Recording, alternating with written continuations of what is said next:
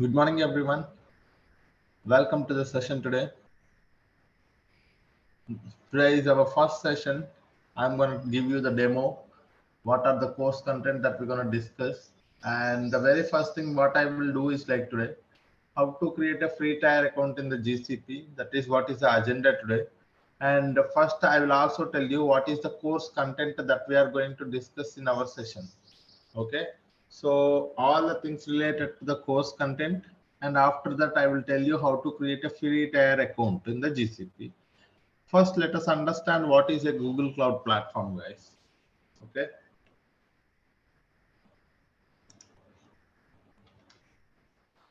so GCP, what is GCP? Okay, so we are seeing nowadays cloud platforms become very famous because cloud platforms are mainly responsible for the cloud computing. Okay, so all the computation required for the data engineering or Kubernetes or application development, everything will be taken care by the cloud platform itself.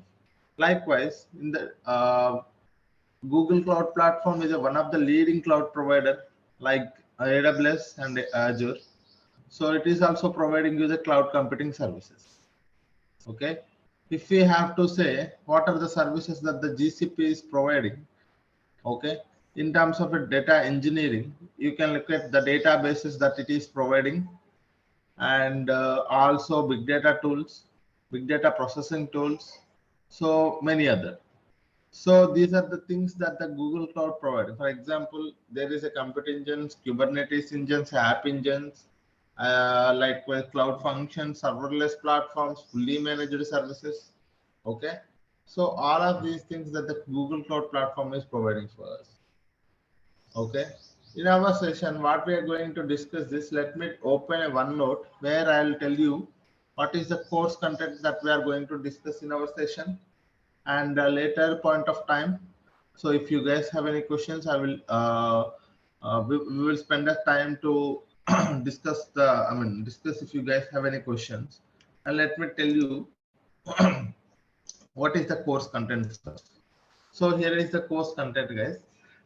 So as we already know, as I mentioned, Google Cloud Platform is providing a pool of cloud computing services such as Google Storage and database services, as well as big data services.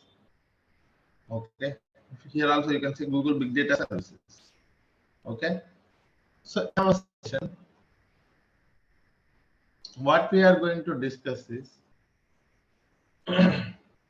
these are the things that we are going to discuss in our session, guys. Google Storage and Database Services.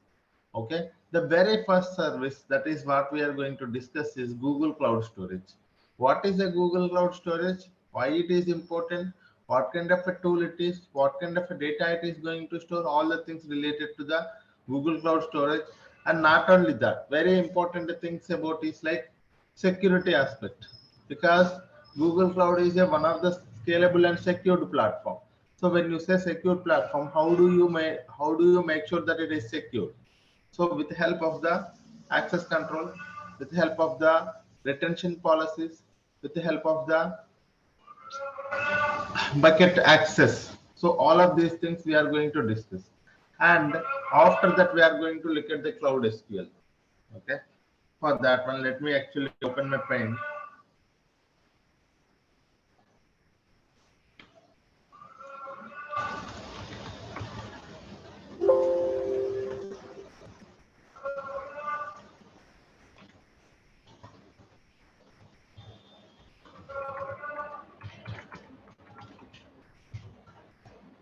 Database services. Okay. This is one point where we will be able to learn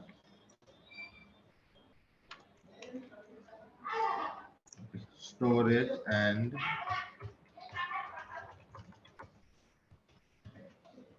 database services.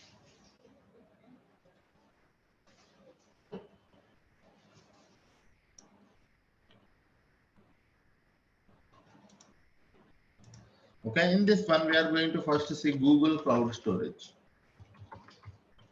Yes, Google Cloud Storage is acting as a data lake in the GCP. So we are going to learn all the concepts related to the GCP. So it is acting as a data lake. So we will learn what is a data lake, why it is a Google Cloud Storage is having a considered as a data lake here, how much amount of data we can store in the Google Cloud Storage, all of those things we will see. Okay, and we will see practically how to create a bucket and how to upload objects and how to work with the Google Cloud Storage with from the Cloud Shell or Linux commands. So all of those things we will see, guys. And one more thing. So this is a storage perspective. What about the database perspective? So for the RDBMS solutions, RDBMS, we have Cloud SQL and Cloud Spanner, guys. So we have two services which are considered as the RDBMS solutions, Cloud SQL as well as Cloud Spanner. What is this Cloud SQL, guys? Cloud SQL is one of the fully managed services provided by the GCP for running the MySQL database, MySQL engines, as well as PostgreSQL engines, as well as SQL Server. That means if you have a on-premises MySQL, if you wanted to migrate it to the same MySQL with the same version to the cloud, you have these services available, readily available, guys. Okay, so this is a Cloud SQL and Cloud Spanner that we are going to see in our sessions.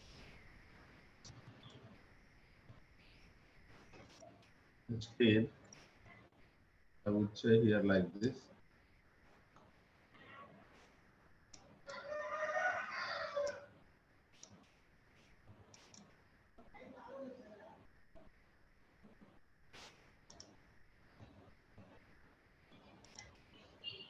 Storage services. We have here RDBMS. In RDBMS, we have first one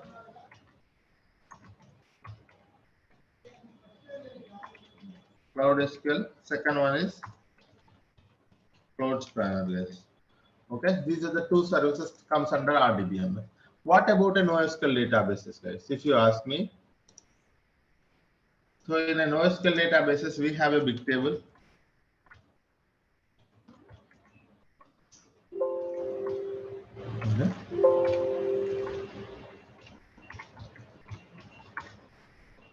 NoSQL databases.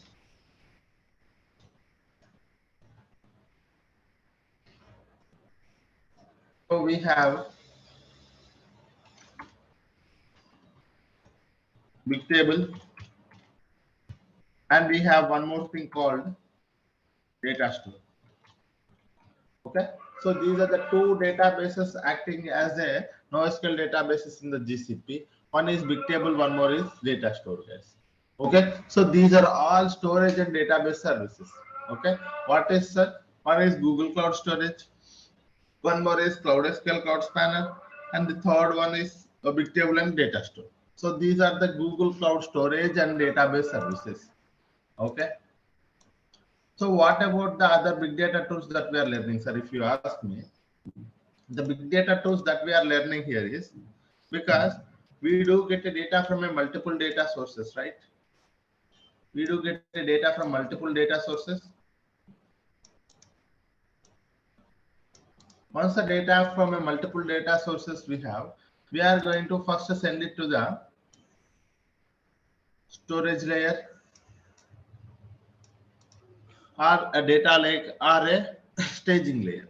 Once we have the data in the staging layer, we wanted to send the data to where, guys? We wanted to send the data to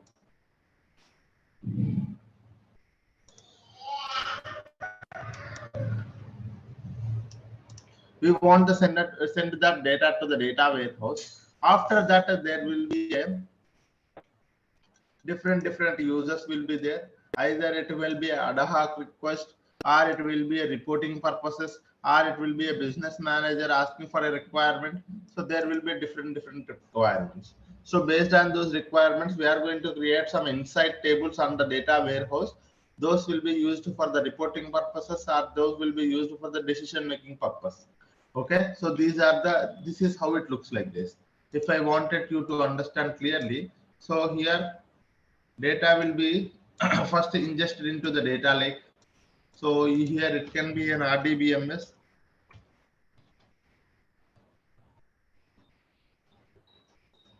It can be a web server on an application.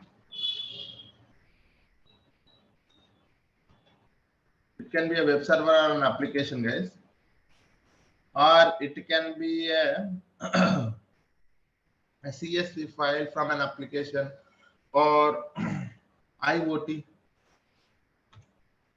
data from an IoT application. So you get a data from a multiple data sources.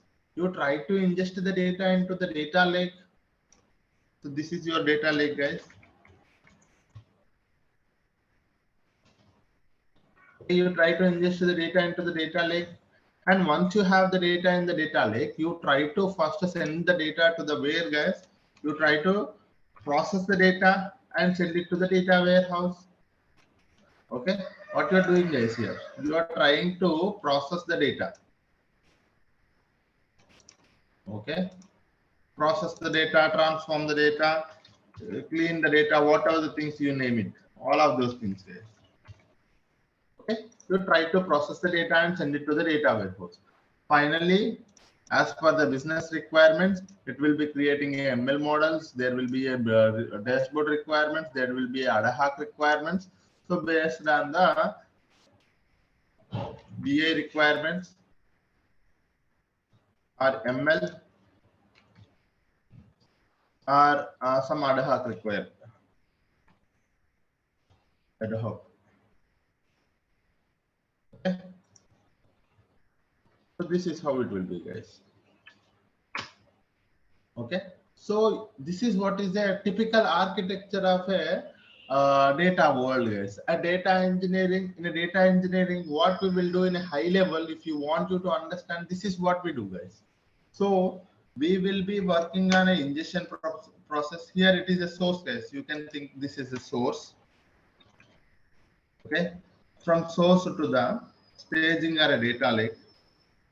People call it as a storage layer. Okay, and here we are going to do what, guys? Ingestion, right? Ingestion are collecting the data, and what we are doing is we are doing process. What we are doing in a data warehouse, we are trying to analyze the data, transform or analyze, right? Transform, finally analyze. Analysis. So this is what I am calling, what you know, guys. This is what is mean by a data life cycle. In a data life cycle, you're gonna get the data from a source. You do the ingestion into a storage layer, and you do processing on top of it to clean the data or prepare the data. You do some transformations on top of it, and you try to analyze the data to improve your business. So this is what is called as a data life cycle. In a data life cycle, ingesting the data, collecting or ingesting the data, and storing the data, processing or transforming the data, finally analysis, or you can also say dashboards, report creation. You can also say report creation, reporting. Okay, reporting. Okay, so this is what is the typical life cycle, data life cycle, guys. In a data life cycle, this from the source to the finally reporting, that is where your destination is, right? You are going to create some dashboards, or you have a table that you can do directly do the analysis, or you ingest the data and finally store it in a one, instead of a storage layer, you can just mention it as a storage layer, storing, data storing. Okay.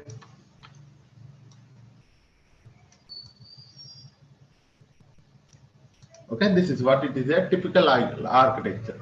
In this one, what you are doing, you are having a data sources from here, here, and you are ingesting into the data lake, and from the data lake to the data warehouse. Finally, you will be having a different requests. So based on this one. So in a data life cycle, these are the processes that you are coming up with, guys. In this one, you see, you are having a source, sorry.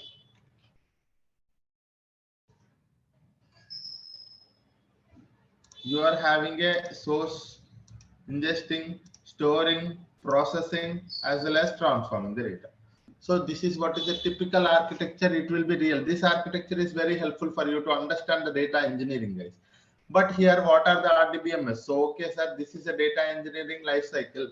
But you tell me what are the RDBMS technologies that we are going to learn in our sessions? If you ask me that question, okay. So here I have mentioned here RDBMS, Cloud SQL and Cloud Spanner. Sometimes it can be a non-RDBMS as well, nothing but a NoSQL databases as well. That can be a big table or a data store. Okay. Sir, for ingestion purpose, what are the tools that we are using, sir? There are plenty of the tools for the ingestion purpose. People are using the PubSub, people are using the Kafka connector. We are going to learn the PubSub, guys. Okay. What about the data lake, sir? As a data lake, we are learning the Google Cloud Storage, guys. Okay. What is the data lake, sir? In GCP, we are learning the Google Cloud Storage that is acting as a data lake.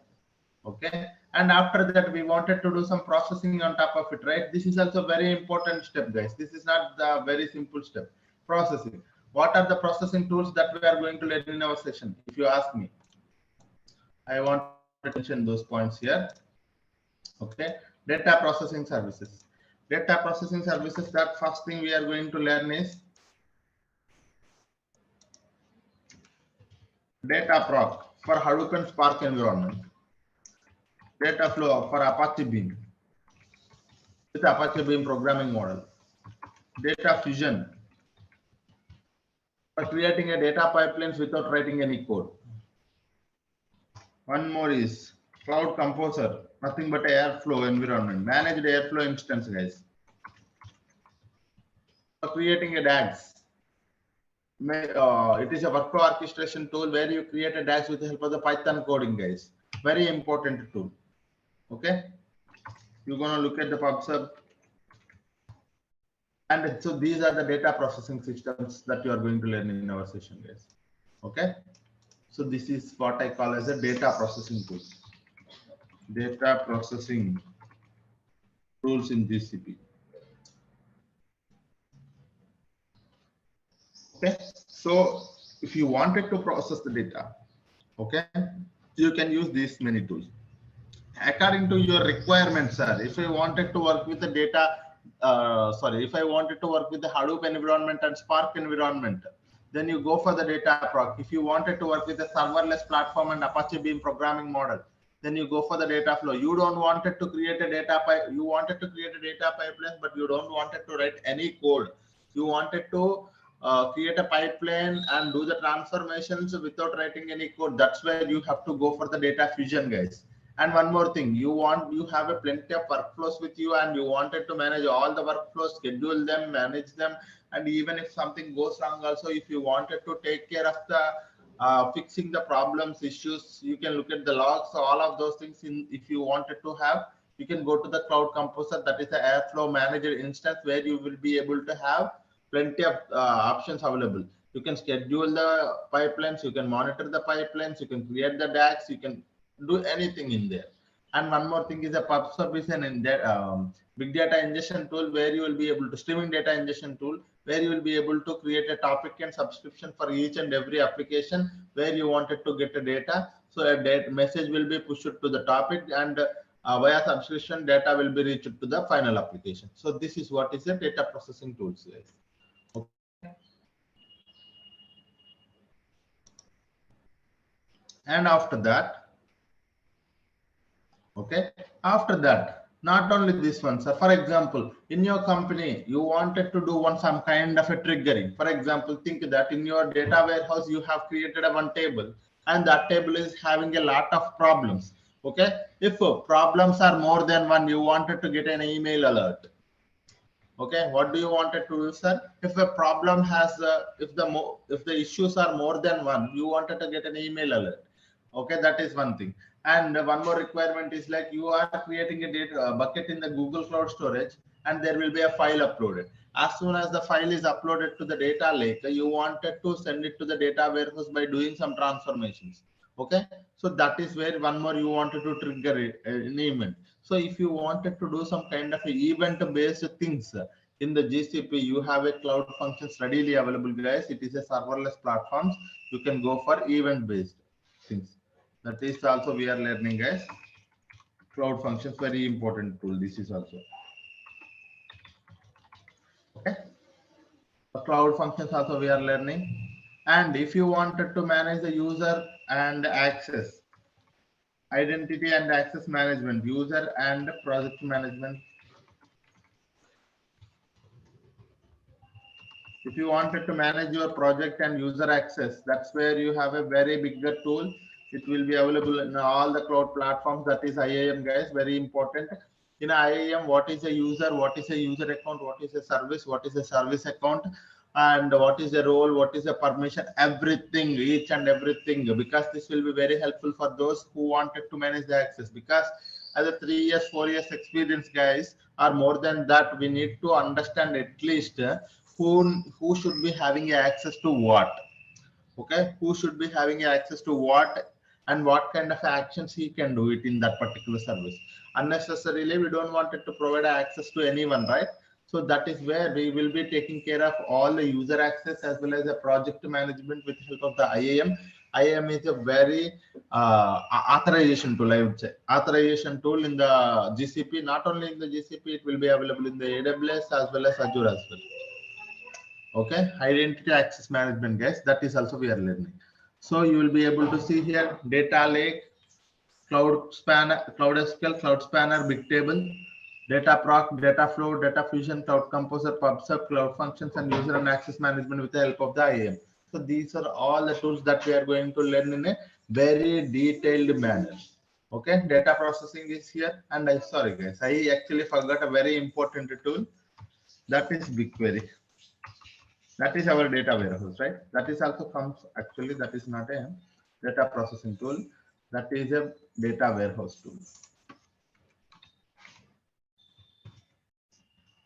It is a BigQuery.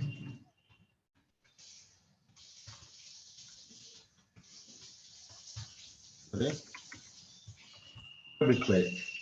Okay, what is a BigQuery, guys? BigQuery is a modern data warehouse. It is acting as a data warehouse in the GCP. Okay, so this is also one more important thing that I actually forgot to mention somewhere. So this is a very important tool, sir, comparatively.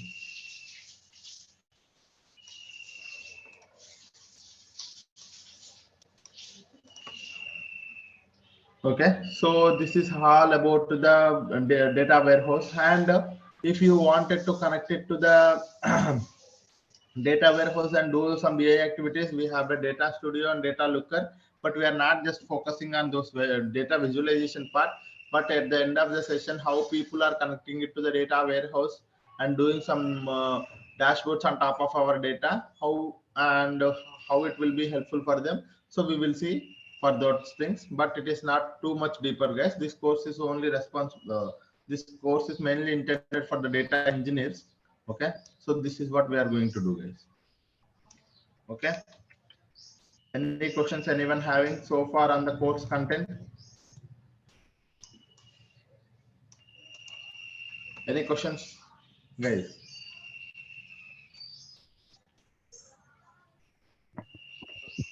Yeah, hi Saidhul, good morning. Yeah, good morning everyone. Yeah, So in this course content, did you cover all kind of like a AD authentication, like Active Directory part is or not? so that is comes under IAM. Yes. Okay. Yes. And cloud functions. Okay. Yes, So it's a kind of like a developer tool. it's a data engineering. Which Okay. one you are asking? Cloud functions is a developer tool. Yeah, no. I'm asking. Basically I'm a .NET developer. So can I Okay, consume those services to how my of course. intention is to create service with authenticated Sure. authorized service, and I can consume that service through .NET. That yeah, you can learn a lot of things here. Yes. Yeah. Thank you. Yes. How much frequently will be using SQL? Your voice is very less. I couldn't actually hear. Can yeah. How much frequently will be using SQL queries? Yeah, frequency of SQL queries. So I would like you to understand that SQL and Python becomes very famous here in the data engineering. If you wanted to see Cloud SQL, Cloud Spanner SQL, BigQuery SQL, and even if I go to a data proc and if I wanted to work with the PySpark, I'd be using the Python plus SQL plus Spark. Okay, so again it comes in SQL and data flow SQL, data fusion, no tool, cloud, it's a Python. So this is how it is, guys. If you wanted to understand all the concepts, whichever, whatever I am saying, so you would be able to, I am expecting prerequisite for the course is a basic or at least a basic knowledge on, medium knowledge on SQL and little bit of Python, little bit, at least what is a data type. Okay, all the data types, if you learn it in the Python, that is enough. Okay, but SQL, I would expect a medium knowledge, guys. Okay, so it is, SQL is very important. And as a data engineer, if you wanted to grow, SQL is very much important and you should be able to understand all the concepts. For example, what are those concepts are? All the data types, was actually how to create a table, how to delete and update table. Those things are DDL commands and DML commands, and aggregations. Okay, so basic, I would say, so the concepts that you can focus on the SQL and Python, I would like to explain here, guys, so that if you are familiar with these concepts, you are well and good. Okay, in SQL.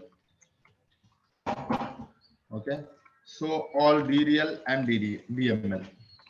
So these are the basic things. I know you have to just to focus on how to create a table, how to delete a table, how to truncate a table, how to update a table, these things. Okay, and after that I would expect you to have a aggregate, learn about aggregate things, aggregate functions. Okay, and one more thing is ranking functions, and the fourth thing is we have table. So there is a temp table, common table expressions, and there is also one more concept, so we focus on that as well. Temp table, common table. In a temp table, there is a local temp table, global temp table, and the common table expressions. So these things, CTE. And the fifth thing, I forgot one more thing. Yes, mainly, guys. So join. Okay. Unions, group by, order by. Okay, group by, order by. I think this is it. If you are just are coming up, if you are focusing on these things, that is enough. In aggregate function, min, max, count, all of those things. Ranking, row number, a dense rank, a rank function, all of those things. And temp table and CTE joins. You will be at least inner join, left join, right join. That is enough. Unions, union and union all. Group by, order by. I think this is enough, I believe, for the SQL, guys. Okay, if I remember anything, I will tell you.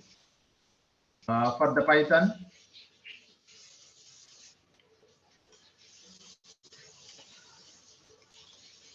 Python, I would expect you to have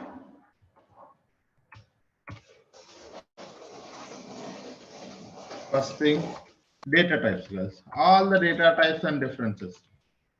Very important thing. It actually takes a lot of time to understand these data types. And okay, then a very next thing is like aggregate functions. How do you do it in the aggregate function? Okay, if you get a time, look at the map and reduce. And if you still get a time, just focus on pandas framework.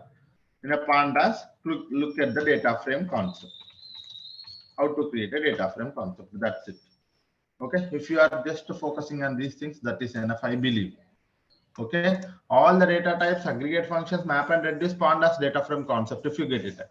Okay, but minimum, the basic thing I would expect is this thing, all the data types and their differences. Because if I say list, you should understand what is a list. If I say tuple, if I say a dictionary, if I use some other data type, you should be in a position to understand what is an array. You should not confuse, right? You should not you should not be able to, you should be able to understand each and every term that I'm using in the Python. So that is what I want you to understand.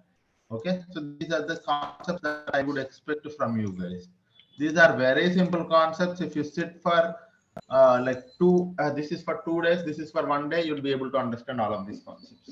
That's it. And development perspective, what we are going to learn in our session, if you ask me. So these are the prerequisite, right? Sir, what I would be expecting, what kind of a development knowledge that I'm expecting from this course, if you ask me, you can expect, I would directly mention here itself, you can expect SQL development knowledge, and one more is PySpark development.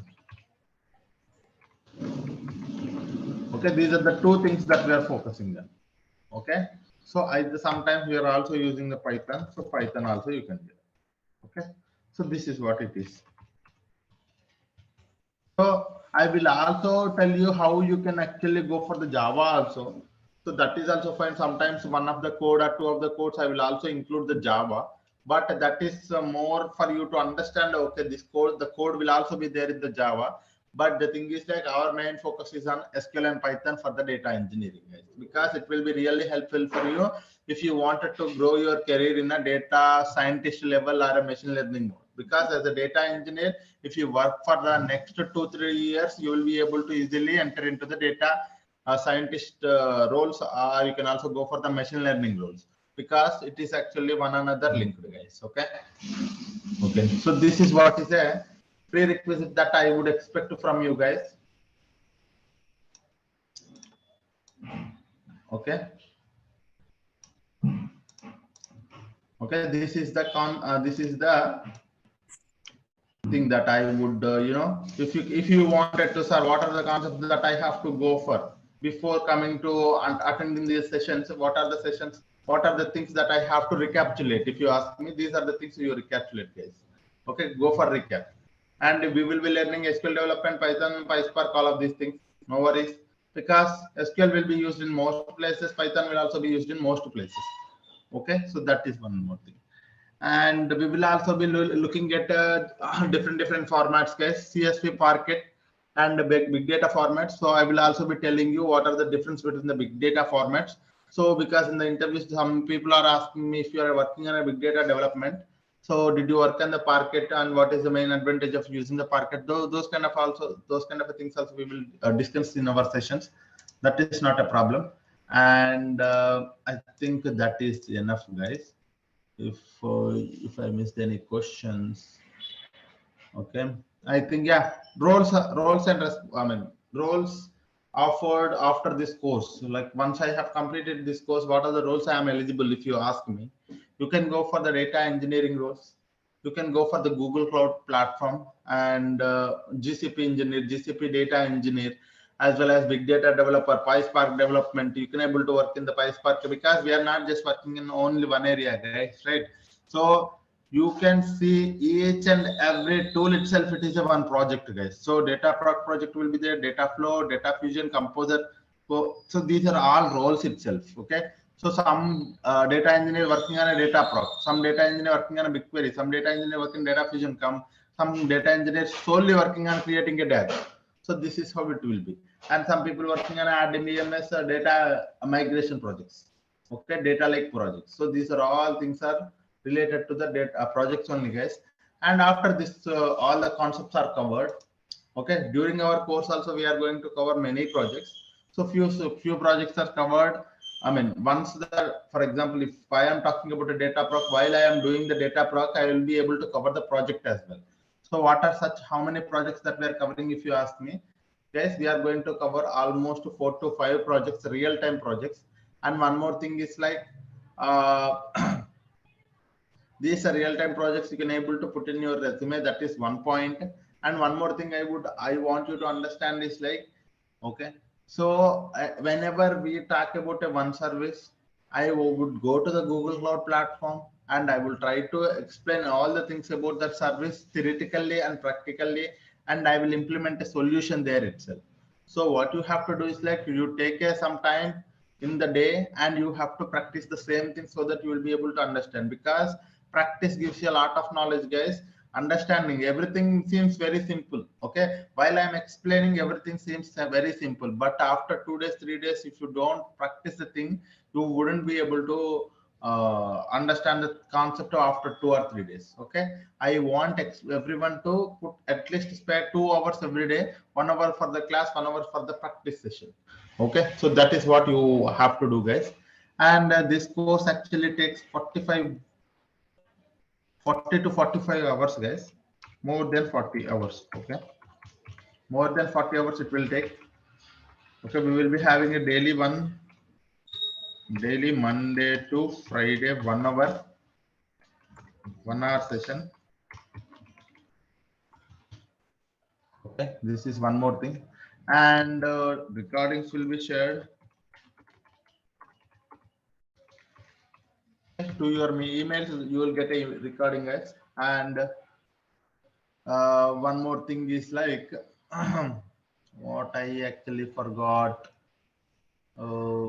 Course duration, course content, daily 1 hour session. I think this is it, guys. Okay. Okay, this is one thing. And someone is asking me, if you guys have any questions, you can ask, guys. Floration, do speak, please. Hi, sir. Good morning. Yeah. Yeah. So the thing is that I am a VMware guy. Come from last 8 years, I'm working in VMware. So this platform is completely new to me. So is that a good decision to go for that this course? Yeah, it will be really helpful for you guys for going to this course. It will really helpful for you. And because why I'm saying is like a data engineering is a foundational course. And one more thing, in our course, I will be starting from very basic to the advanced. I cover sometimes what is a data. I mean, because when we talk about a relational databases, I would talk about what is the data, what are the classification of the data, what is meant by structured, unstructured, semi-structured data. And one more thing is like what are the types of databases available, DBMS, RDBMS, and NoSQL databases. So from starting very basic to the advanced level where we will be able to automate the data pipelines. Automation, until the automation we will be covering every aspect. So this course will be really helpful for you if you wanted to build your career in the data engineering. Data engineering is not simple, guys. One more thing I want you to understand, very trending technology, very trending. As data keeps on grows, data engineering will be a very trending and hot job for getting a lot of opportunities. First thing, because data keep on grows, data engineer will be in a trending job. Okay, and there will be a plenty of opportunities and highly paid job, guys. If you go and look at the highly paid jobs in the world, data engineering is one of the job which is a highly paid jobs. Okay, yeah. Someone is asking So for a duration. The course duration is 40 plus hours, and course fee you can able to contact the team so that they will be able to help you on the course fee, guys. Okay. Yeah. So sorry for interrupt. One more thing. Yeah. So as you mentioned, the prerequisite that SQL and Python is needed. So, but I don't have that knowledge. That's the reason I'm getting. So that is the reason. There are people here who does not know the SQL. There are few of my students who does not know the SQL and Python. But what I suggested them is like the only thing. Why my point of mentioning the concepts here is this one. You take a snap of this one. If you wanted to build your career in the data engineering, you take a snap of this page and look to go to the Google or YouTube or anywhere. There are plenty of resources for SQL and Python. Only focus on these concepts. I'm telling you, it wouldn't take 3 to 4 days. Okay, getting the basic knowledge on these concepts, wouldn't. That's the reason I have mentioned here the concept. There is no point of mentioning the concepts if you guys already know it. So there are few people who does not know the SQL, who does not know the Python, but still they wanted to enter into the data engineering world. So that is why I have mentioned here the SQL concepts and Python concepts. You take a snap of it and keep it with you. And we will be going to the deeper concepts. It takes 1 week or 1.5 weeks when we enter into the deeper concepts, main concepts. Meanwhile, for this next 5, 6, 7 or 1 week plus 10 days, you will be able to focus on these concepts and get a knowledge on it. Okay. Okay. Yeah. Thank you. Yeah. MySQL or MS SQL will be Both are using same. all are same. Both are same. No worries. Yeah. Okay.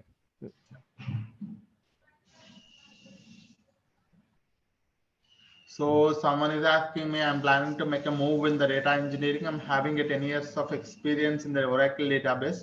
How it's helpful for me?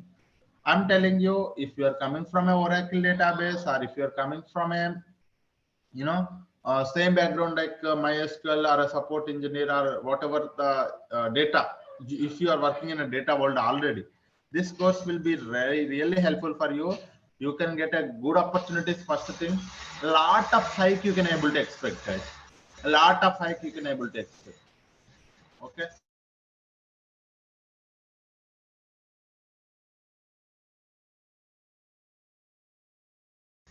Okay, so you can expect a good opportunities, and you, if you wanted to be in a trending job, this role really help you. You worked on my Oracle DB. It is kind of a very good job, but you wouldn't be able to get a high XR. You wouldn't be able to get a laptop opportunities if you wanted to try it out. But data engineering is a very trending job. After 10 years, you wanted to again switch a job. It is again very trending. So it will be there for next 10 to 15 years. Data engineering in a very good position, guys. But this is one thing. And what is the course fee and who can help us to let us know? So for the course fee, guys, you can actually go for, okay, um,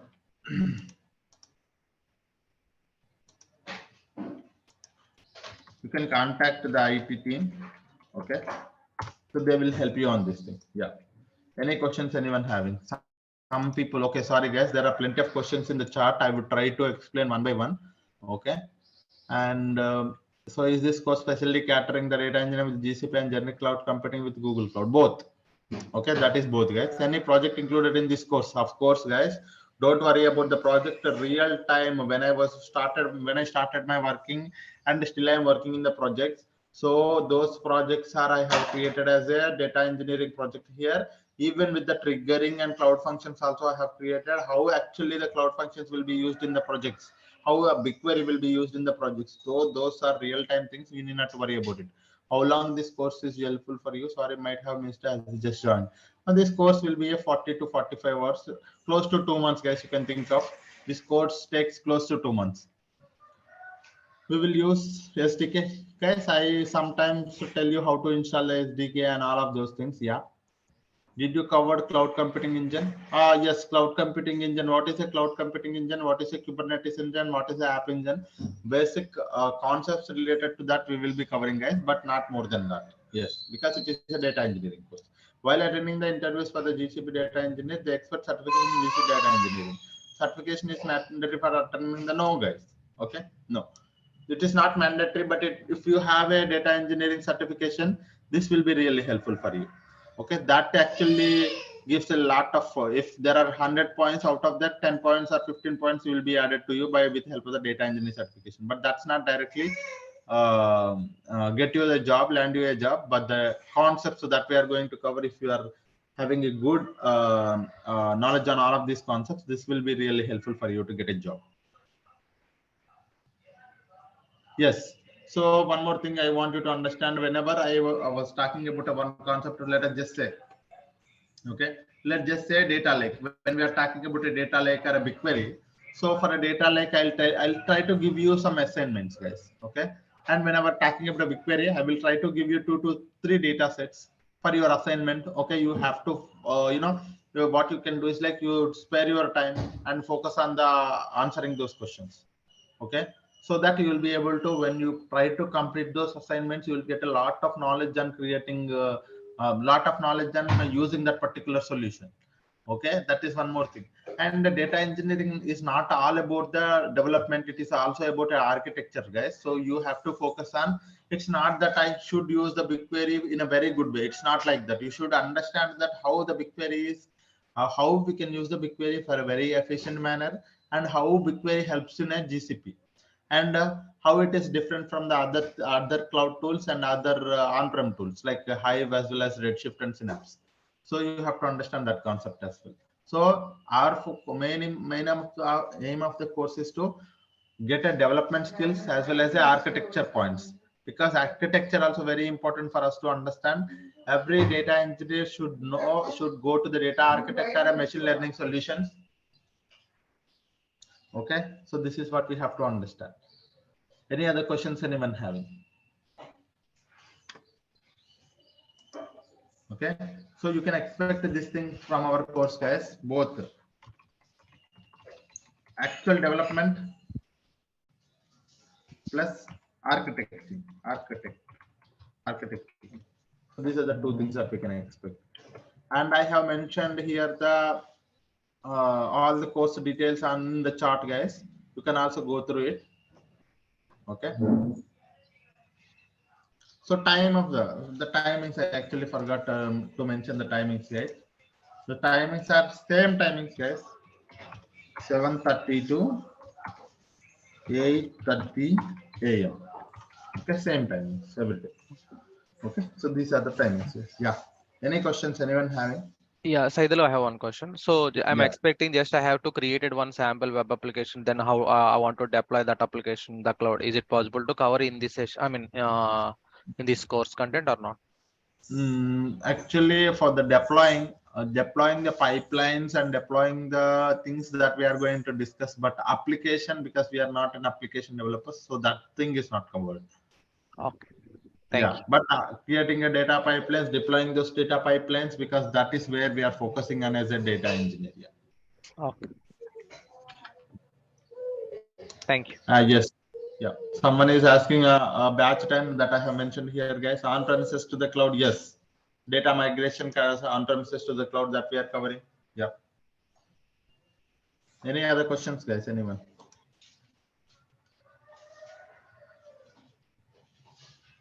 From tomorrow onwards, we will be having a initial classes, guys. Today is a demo class, right? So that's the reason. Yesterday's we had a workshop. Today we are having a demo class, first demo. So in the first demo, I'm telling all the things that we are going to cover in our session. Tomorrow, I am going to start with the Google Cloud Storage. So before that, I want you to understand how to create a free tier account. Okay. So I would tell you tomorrow itself. Okay. It wouldn't take more than 5 minutes or 10 minutes. Okay. Tomorrow I will tell you how to create an account. And this is an course content and everything, guys. If you guys have any questions, you can ask me. Otherwise, if we have time, I will tell you how to create a free tier account today itself. Yeah.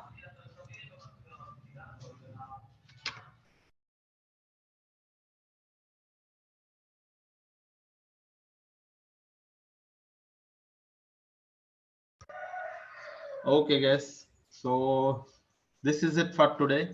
So hope I have given you a good understanding of what are the services that we are going to cover in our sessions, and hope you got some idea about a data engineering and a prerequisites, as well as what kind of things that we have to focus on before entering into the data engineering, and what kind of learnings that we can expect out of this course. Okay.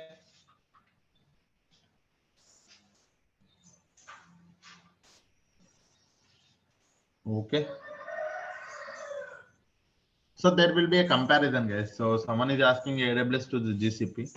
Whenever I am covering one service in the GCP, I would also tell you what kind of a service that is the same available in the AWS as well as Azure as well.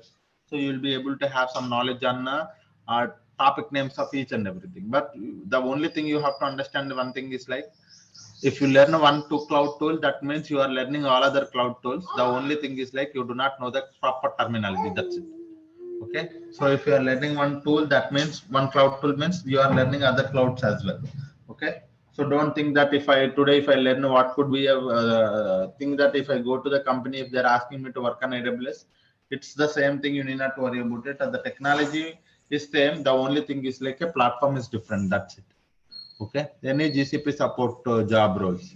So all these things, the development plus support plus big data developer plus admin plus, this course will be for all of the things, guys, because we are covering the IAM for the admins. We are covering the if you are wanted to go for a support, you need to know the services first.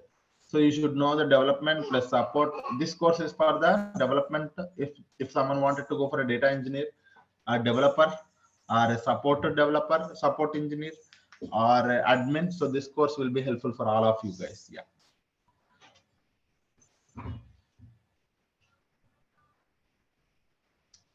Okay, guys. Any questions? Okay, guys. Thank you all. Okay, it's so it's almost 8:30. So I'll be here for next 2 minutes. If you guys have any questions, you can ask me. Otherwise, we can wind up the session. Tomorrow, with a very fresh mind, with a very positively, we are going to start our sessions with the Google Cloud Storage. So come up with a very fresh brain, sir, so that you will be able to learn and explore a lot of things in the GCP. This is not just a topic that we are going to explore. We are going to enhance, what I would say, we are going to acknowledge the development, how the Google Cloud platform has designed all of these tools, how these tools are going to helpful in our day-to-day activities.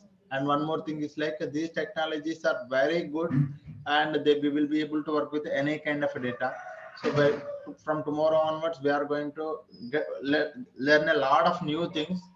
Okay, keep your brain open for learning all of these things. Come up with a very fresh brain so that we will be able to see a very new and trending technologies. Okay, guys. Yeah. Thank you all. Thank you. Yeah. Thank you. Thank you, guys. Thank you. Have a great day. Thank you.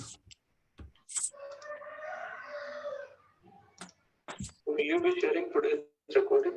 Yes, you will get a mail for today's recording, guys. Don't worry on that. Yeah.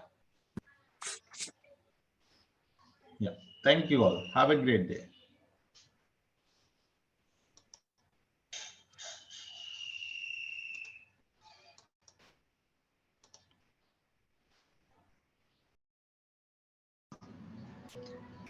Hello, everyone. Good morning. Welcome to the session today. Hope you guys are doing good. So, yesterday we had discussed what is the course content and everything. Recording in progress. Right? From today onwards, we're going to discuss the very first topic, that is in a GCP, we have a GCP database landscape and big data landscape. So one by one, we are going to start with. So in a first half, I'm going to explain few concepts related to the databases, that is our Google Cloud Storage. And after that, we're going to start with at the second of our session, I will tell you how to create a free tier account in the GCP, so that you'll be able to create a free tier account. After that, you'll be able to practice what are the sessions that we are having in. So let me start with the session today. So in the GCP database landscape, this is the agenda, guys. Okay, we are going to explain all the GCP databases landscape and the differences between the RDBMS as well as NoSQL databases. And in this one, we are going to look at the Cloud SQL, Cloud Spanner, and Bigtable. Okay, so these are the things. So first, we're gonna see data lake modernization in the GCP. If you wanted to have a data lake in the GCP, how we can have it? So which tool can be acting as a data lake in the GCP? Let us see one by one, right? So yes, we already know what is a data lake, guys. A data lake is a centralized repository to store the data. Okay, a centralized repository to store or retrieve the data as per the business requirement, right? So what kind of a data we can store, guys? You can see here. We can store structured data, semi-structured data, unstructured data. We can store either if it is a batch data or streaming data. It should be able to withstand for SQL, ML, and searching. We can able to store on-prem data, cloud data, and data. So it is a scalable and secured platform to store the data, retrieve the data for further analysis or processing purpose. So this is what is a data lake, right? We have seen what is a data lake. Let me try to tell you what is a data lake from my notes. This is my notes, guys. Where is that?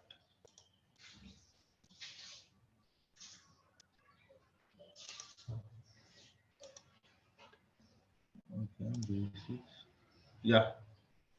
So this is what it is, a data lake. I hope you guys can see my screen clearly.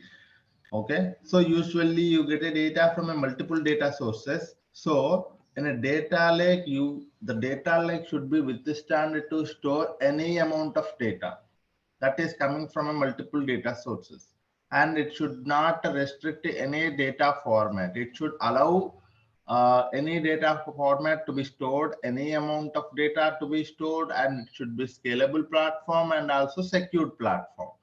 Okay, so that is what is a data lake. A data lake is a centralized repository to store or retrieve the data. And what kind of data we can store, guys? Any kind of data we can store here. Okay, and do we have any restriction on the number of files that we can store here? No, there is no restriction on the number of files that we can store in the data lake. Okay, and it is a scalable and secured platform, right? So this is what is the definition of a data lake. Now let us see data lakes using a GCS. In a Google Cloud platform, we have Google Cloud Storage is acting as a data lake. What is that? Let us see now. Okay, so this is Google Cloud Storage is as a data lake in the GCP. So what is a Google Cloud Storage, guys? So let me go to the paint and try to explain you guys one by one.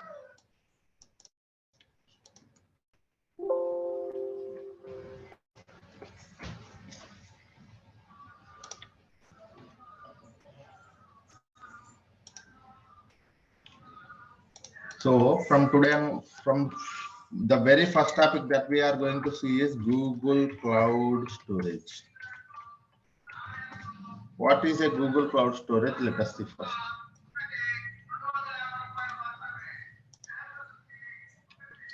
Okay, so Google Cloud Storage is one of the fully managed services in the GCP. What is this one, sir? One of the fully managed services in the GCP. What do you mean by that, sir? What is mean by fully managed service? Sir, I want you to understand what is mean by fully managed. For very first thing, I will try to tell you. Sir, if you go to any cloud platform, okay, if you go to any cloud platform, the services in the cloud platform are categorized into two things. One is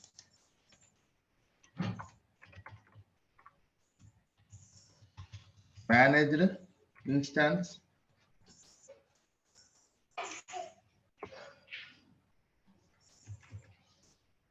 okay, not managed, virtual machine.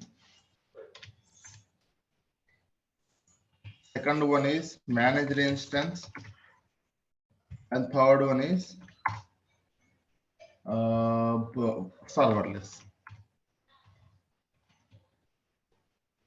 Okay, sir, VM based. People call it as a VM based. Okay, these are the three categories. If you go to any cloud platform, the services in the cloud platform are categorized into three. One is VM based services. One more is managed services or fully managed services, and third one is serverless. What do you mean by that, sir? In a VM based services, okay, for example, look at your laptop. In your laptop, if you wanted to work with any of the Python coding, or if you wanted to develop one application, what do you do, sir? You manually download one software like Python application, and you will provide some resources to that, and you will try to install that, and after that you go for the application development. What do you do, sir? Whatever the requirements, whatever the resources, whatever the infrastructure required for your entire application development, you as a person taking care of it, taking considering from the laptop itself. So you need a laptop. That laptop needs to have some kind of resources, and that laptop will have its own configuration. And on top of that, you will again download an application and install on top of your laptop, and again you try to develop an application. Likewise, in a VM based, an entire virtual machine will be given to you, so that an entire virtual machine will be given to you. 1 minute, guys. Sorry, I'm getting a call. 1 minute.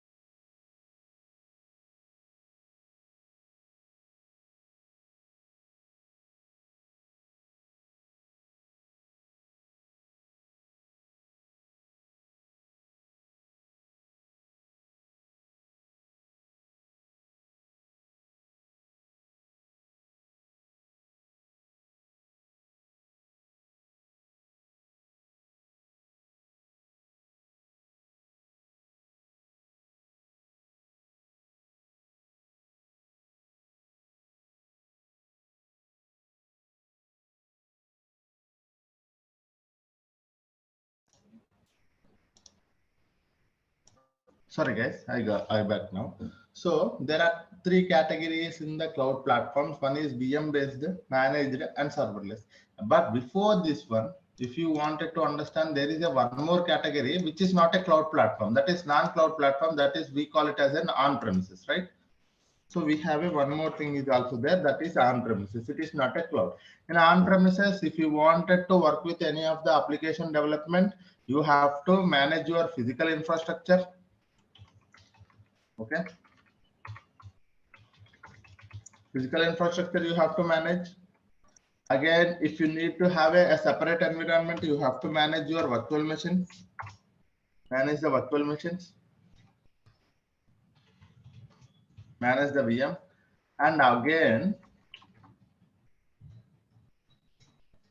again, if you wanted to work with an application, you have to manage your application. Okay, because you have to download, install, all of those things. Again, you are the person need to develop the solution. Okay, so in a typical architecture, this is the things happening is in any company. If someone wanted to work with the any application development, first thing there will be a resources part. One is infrastructure. So as a person, we have to take care of the physical infrastructure. Again, if we have to have a development environment separated for each application, we need to go for a virtual machines. And again, we have to manage the application configuration. And finally, we can develop the solution on top of the service. So this is what it is. So in an on-premises, you as a person have to manage all of these things. Yes. Okay. In a on-premises, we have to manage all of these things. Okay, but if you go to the cloud platform, what is the main advantage? Let us see one by one. Okay, very important thing, guys. No one will tell this point, but you have to understand, because somewhere you are seeing a VM based services, somewhere you are using a managed services, somewhere you are using a fully managed serverless platforms. So now you will be able to understand the concept of this one. Okay, in a VM based, you need not to manage the physical infrastructure, because the physical infrastructure will be provided to you in the form of a virtual machine to you. In the cloud platform, you need not to manage the physical infrastructure, but you have to manage your configuration for the virtual machine. You have to manage your application platform as well as development. Okay, in a VM based services are hosted, people also call it as a hosted, guys. VM based are hosted services. In this one, you need not to manage the infrastructure here, because infrastructure will be provided to you in the form of a virtual machine. And after that, managing the virtual machine, managing the application, and developing a solution is on you. Okay. But who will be taking care of the physical architecture? The cloud platform will be taking care of it. And if you go to the second category, that is managed services, the physical infrastructure will be taken care by the cloud platform, and managing the virtual machines also taken care by the virtual platform, and only the application and development will be taken care by you. Managing the application, managing the developing a solution will be based on you. Okay, you have to manage it, you have to take care of it. Okay, and if you go to the serverless platforms, the name itself it is saying, you need not to worry about a physical infrastructure, you need not to worry about a virtual machines, you need not to worry about a platform. Managing application, nothing but managing the platform, guys. Okay, you need not to worry about a platform, you can directly go for the development. Okay, this is what the cloud platforms are doing a best thing for us. Okay, because they are taking care of a lot of burden from us. If you go to the virtual machine based, an entire virtual machine will be provided to you. When they have given a virtual machine to you, all the configuration will be given to you, guys.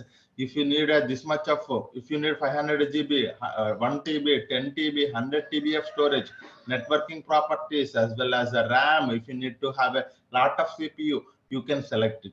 Okay, so a highly robust virtual machine, you can select it. If you go to your laptop is a small machine which will be having only small configuration. But if you wanted to have a very heavy machine with a large properties, you can select it. Okay, that properties will be that management of the virtual physical infrastructure will be taken care by the cloud platform. How, sir? We already seeing some data centers, right? Google have its Google data center, Amazon having its Amazon, and that's where they are managing the physical infrastructure and managing the virtual machine, managing the application, and developing an application will be on you when you go to the VM based services. If you go to the managed services, physical infrastructure as well as managing the virtual machine will be taken care by them. Only the application development, application and its development will be upon you. Okay. And if you go to the serverless, only the development part you are talking about. Because we will see in our upcoming classes what is a fully managed, what is a serverless. So if you go to the VM managed, you can look at the compute engines. Okay, compute engines are there. Kubernetes engines are there. GCA, GKE. So these are all comes under VM based services. Guys. If you look at the managed services, we are every day looking at managed or fully managed. You can see that. So managed services are like managed services, Dataproc you can think of. Very good example, Dataproc, managed services. And for the serverless, BigQuery is the best example. Dataflow is a one more example. So you need to categorize the services in such a way that it will be very helpful for you to understand it. Because in a company, if a client asks you whether what kind of because we are looking for a serverless platform, you should be in a position to understand what is the serverless platform. If they are looking for a semi-serverless platform or a managed services, you should be in a position because serverless platforms provide you a lot of benefit when you are when you talk about a cost. Okay, when you talk about a managed services, the cost will be okay, and you have to manage some amount of things like managing the application. So there is some burden on you managing the application. So you have to take care. Your team has to take care about managing the application. But when you go to the serverless, your team need not to worry about application management because you can directly go for the development. All other things like physical infrastructure, managing the virtual machine, managing the application will be taken care by the cloud platform itself. If I talk about a GCP, the same thing. Okay, we have a cloud platform. When I say a cloud platform, we have a GCP is there, we have AWS is there, we have Azure is there. It is common for all of these things, sir. It is not only this concept is similar, this concept is same for all of it is in general concept. Okay, now you got it. What is a VM based, what is a managed, what is a serverless. Now, if I go to Google Cloud Storage, it is managed or fully managed. Fully managed is also called as a serverless, sir, sometimes. Okay. If you go to the Google Cloud Storage is a fully managed service. Okay, what is that, sir? It is a fully managed service. What does that mean? It is all the infrastructure required for the, okay, all the, you can also say it is actually a managed service or fully managed. Actually, I can't. This one. Okay, so a managed service. When I say a managed service, all the infrastructure, physical infrastructure, as well as the virtual machines will be taken care by the GCP. Okay, what are the rest, guys? You have to create your own application. Okay, when I say application, how the Google Cloud Storage operates, you have to understand. Then only you will be able to understand the what is meant by fully managed service. Because I know that Google Cloud Storage is operates with help of the bucket and files. You have to, when I say a fully managed service, all the physical infrastructure and virtual machine will be taken care by the GCP, and bucket configuration you have to provide. What is meant by that? You have to provide the bucket configuration. When you provide the bucket configuration, a bucket will be created for you. Okay, and after that you can upload files, you can go for the development. When I say development for the GCP is creating a file or uploading a file, uploading a lot of files, creating many buckets, so like that. Okay, what is meant by fully managed? All the resources as well as infrastructure will be taken care by the GCP itself. So for that point, I have explained all the things, guys, because this terminology will come all the time. So that's the reason I have told, I have to tell, as I explained here. Now,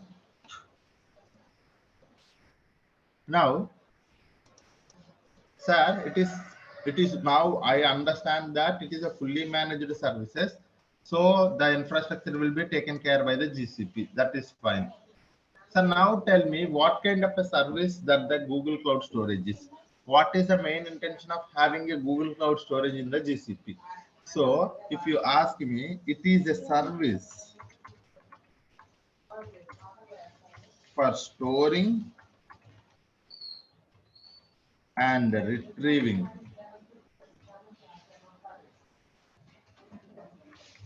the data.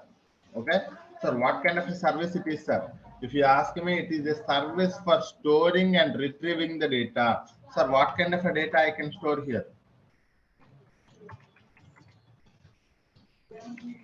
Sir, what format data I can store here? Sir, how many files I can store here?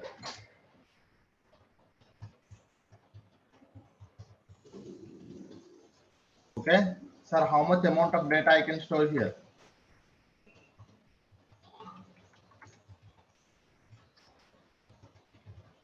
Okay, so sir, it is a fully managed service. It is a service, I would say. It is instead of that, a service for storing and retrieving the data. So when I say talking about storing and retrieving the data, how much data I can store, any amount of data, any number of files, any format data, any kind of a data, we can able to store in the GCS, guys. Okay.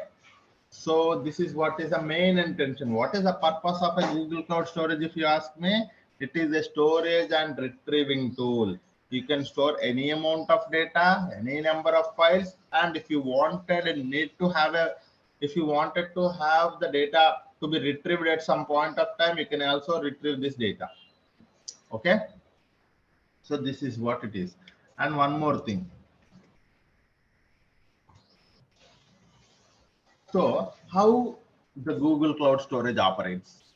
Okay, sir, it is a fully managed, that is fine, and the purpose of the service is also fine, but how it operates? Okay, how it operates? Sir, it operates via bucket and files.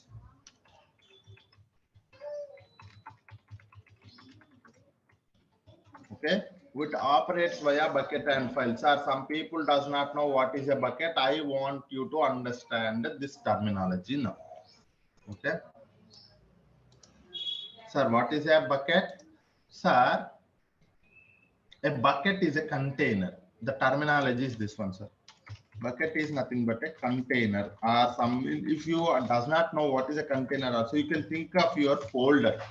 Okay, a container is not, a bucket is nothing but a container, and terminology for the object is nothing but a file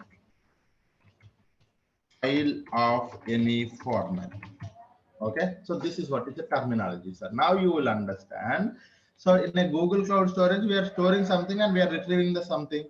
So how the Google Cloud Storage operates? Sir, in a Google Cloud Storage, it operates via bucket and objects. I should mention here objects, not files, because the terminology is an object. Okay, it operates via bucket and objects. Okay, what is a bucket? A container or a folder. What is an object? A file of any format. So what does that mean, sir? If it is operating via bucket and object, do I have to create a bucket to store the objects? Yes. So you have to create, we have to create to store the objects. Okay, we have to create a bucket. We have to create a bucket. So any number of buckets you can create it, any number of files you can upload it to one bucket. So this is what is it. This is how the Google Cloud Storage operates. Okay, how the Google Cloud Storage operates, sir?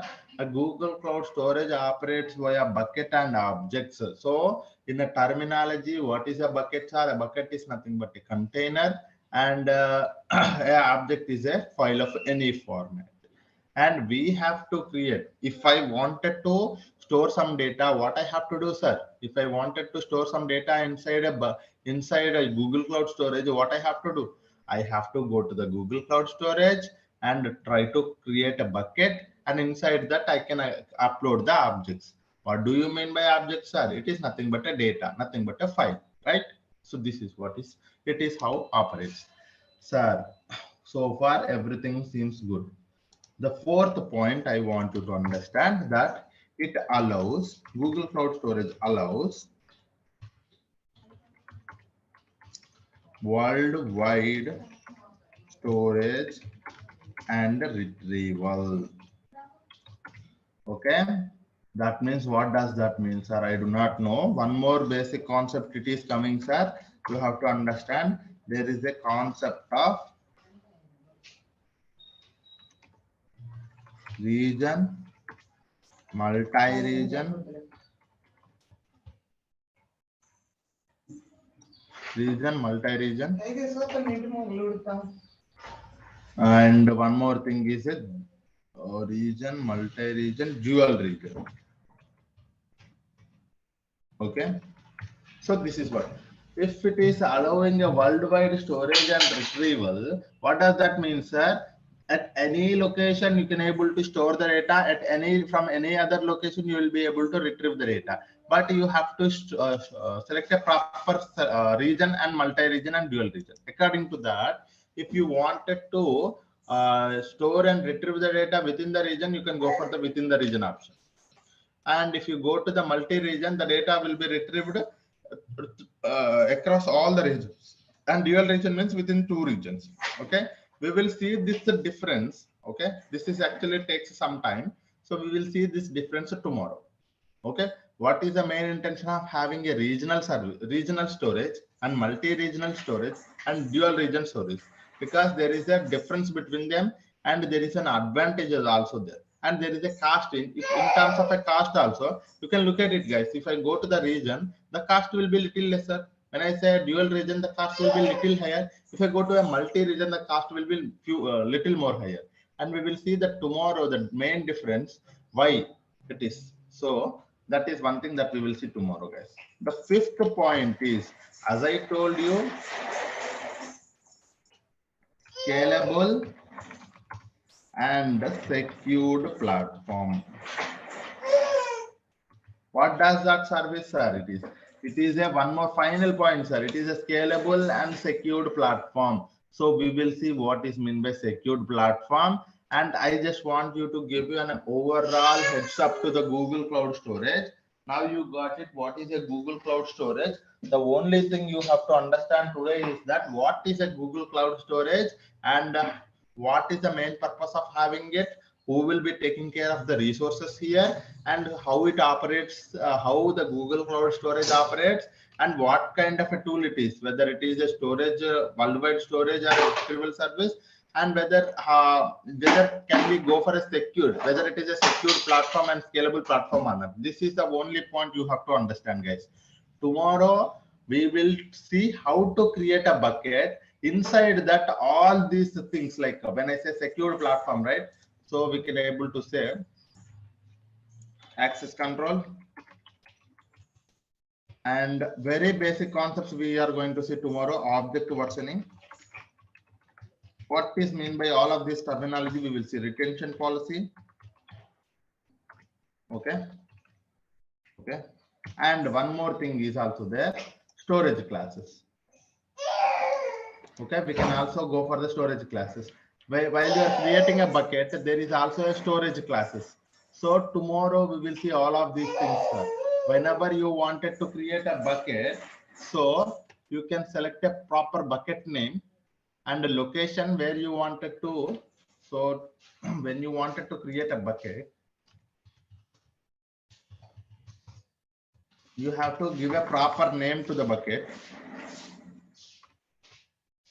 Okay, you have to give a proper name to the bucket, and you have to select the location of the bucket, and you have to select the proper storage class for the bucket, and we have to select the access control, and we have to select the object versioning and retention policy.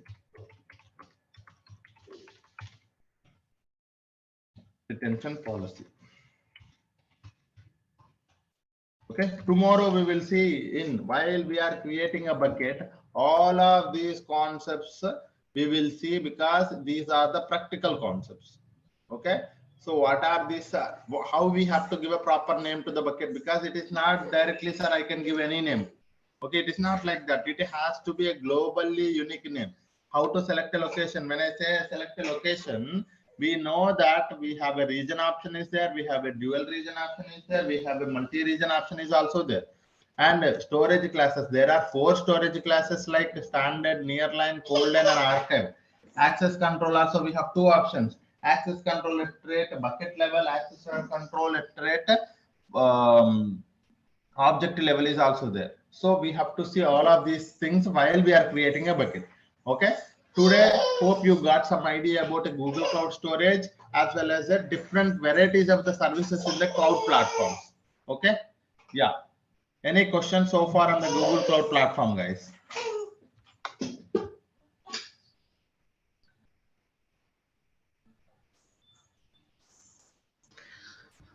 If we created a storage in a region type, after that we can change to a multi-region or dual region after uploading the files in region. No, that's one. So there are few properties that you can change it. There are few properties once the bucket is created, you cannot change it. Okay. So that is, I have actually properly documented that. Tomorrow, I think we will see. Okay. What is a bucket and how to create a bucket. So bucket configuration. See, when you look at the bucket configuration here the location, you see for the location, this is we have selected a US West one and it is not editable. Okay, so when you create a bucket, you cannot, once you have selected a proper location to that bucket, you cannot later edit it. If you wanted to edit it, you just have to delete your entire bucket and you have to create your bucket with that particular location. Okay, that location is a region, multi-region, dual region as per your question, right? But there are few things, as you selected a storage class standard as well as access control fine grained, so labels if you wanted to add. So these are the editable properties. Okay, so this is a metadata of the bucket. There will be a metadata for the object will also be there, guys. There are 2 things, metadata about object, metadata about bucket. So in a metadata about bucket, you will be able to understand which properties can be changeable even after the bucket is created, and which properties cannot be able to change later after the creation of the bucket. Okay, so as we talking about, once a location is selected, location type region is selected, you cannot change it later. Hope I have answered your question. Yeah. Answer one question. Yeah. So in terms of suppose we create a bucket and we have it in one region, and suppose we don't want to delete that bucket, we just want to replicate that bucket and keep a duplicate of that, and with added functionality in terms of adding location as well. So can we do that? Yes. So this is for, it's a one scenario that what you wanted to do is like you have 2 buckets, right? It's 2 buckets, right? It's not only 1 bucket, right? So as I told you, because I'll tell you why I said 2 buckets, because when you wanted to create a bucket, the name of the bucket is globally unique name. Okay, you cannot give a same name to the 2 buckets. First thing. Okay, so when you give it 2 names, that means they are two buckets, right? So what do you wanted to do is like whenever I upload one file to 1 bucket, you wanted to have that same file in 1 more bucket also, because you wanted to copy the data. So that kind of scenarios that we can see in our upcoming topics, because I have such kind of scenarios we can easily have with help of the cloud functions. I will create a one cloud function code. That cloud function code will be doing is like, it is a serverless platform. In the backend, what it will do, it will try to copy whatever the data that you are uploading to the 1 bucket, and it will copy it to the 1 more bucket, so that whenever you do that activity, it will be backend, it will be doing this activity as well, so that there is a copy of your data. Okay. Okay, got it. Yeah, this can be done. Yes, we will be having such kind of scenarios, plenty of practical scenarios we are seeing. And I want you to, if you are coming across such kind of a scenarios in your company also, you tell me, we will implement that solution.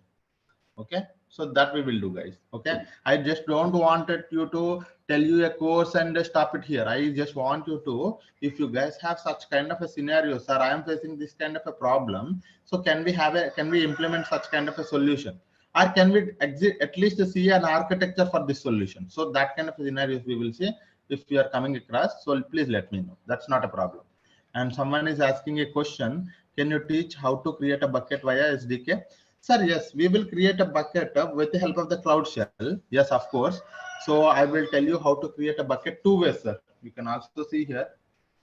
So because I want you to understand this point. I think I might not have told you this point. So let me tell you this point. Where is this? Yeah. So, sir, very important thing. I will write it here. There are two ways. There are more ways, but mainly two ways for me. Two ways to interact with GCP services. There are actually two ways for me. Okay, I don't know how people say, but for me, in my classes, I will tell there are two ways if you wanted to interact with the GCP services. One is UI, one more is code. Okay, one UI is nothing but a console. Code is nothing but a Cloud Shell or Cloud SDK. Okay, or SDK, Cloud SDK. Okay, this is what. In UI, we know that how we are interacting with the help of the user interface, nothing but a drag and drop, clicking something. That is what is a UI.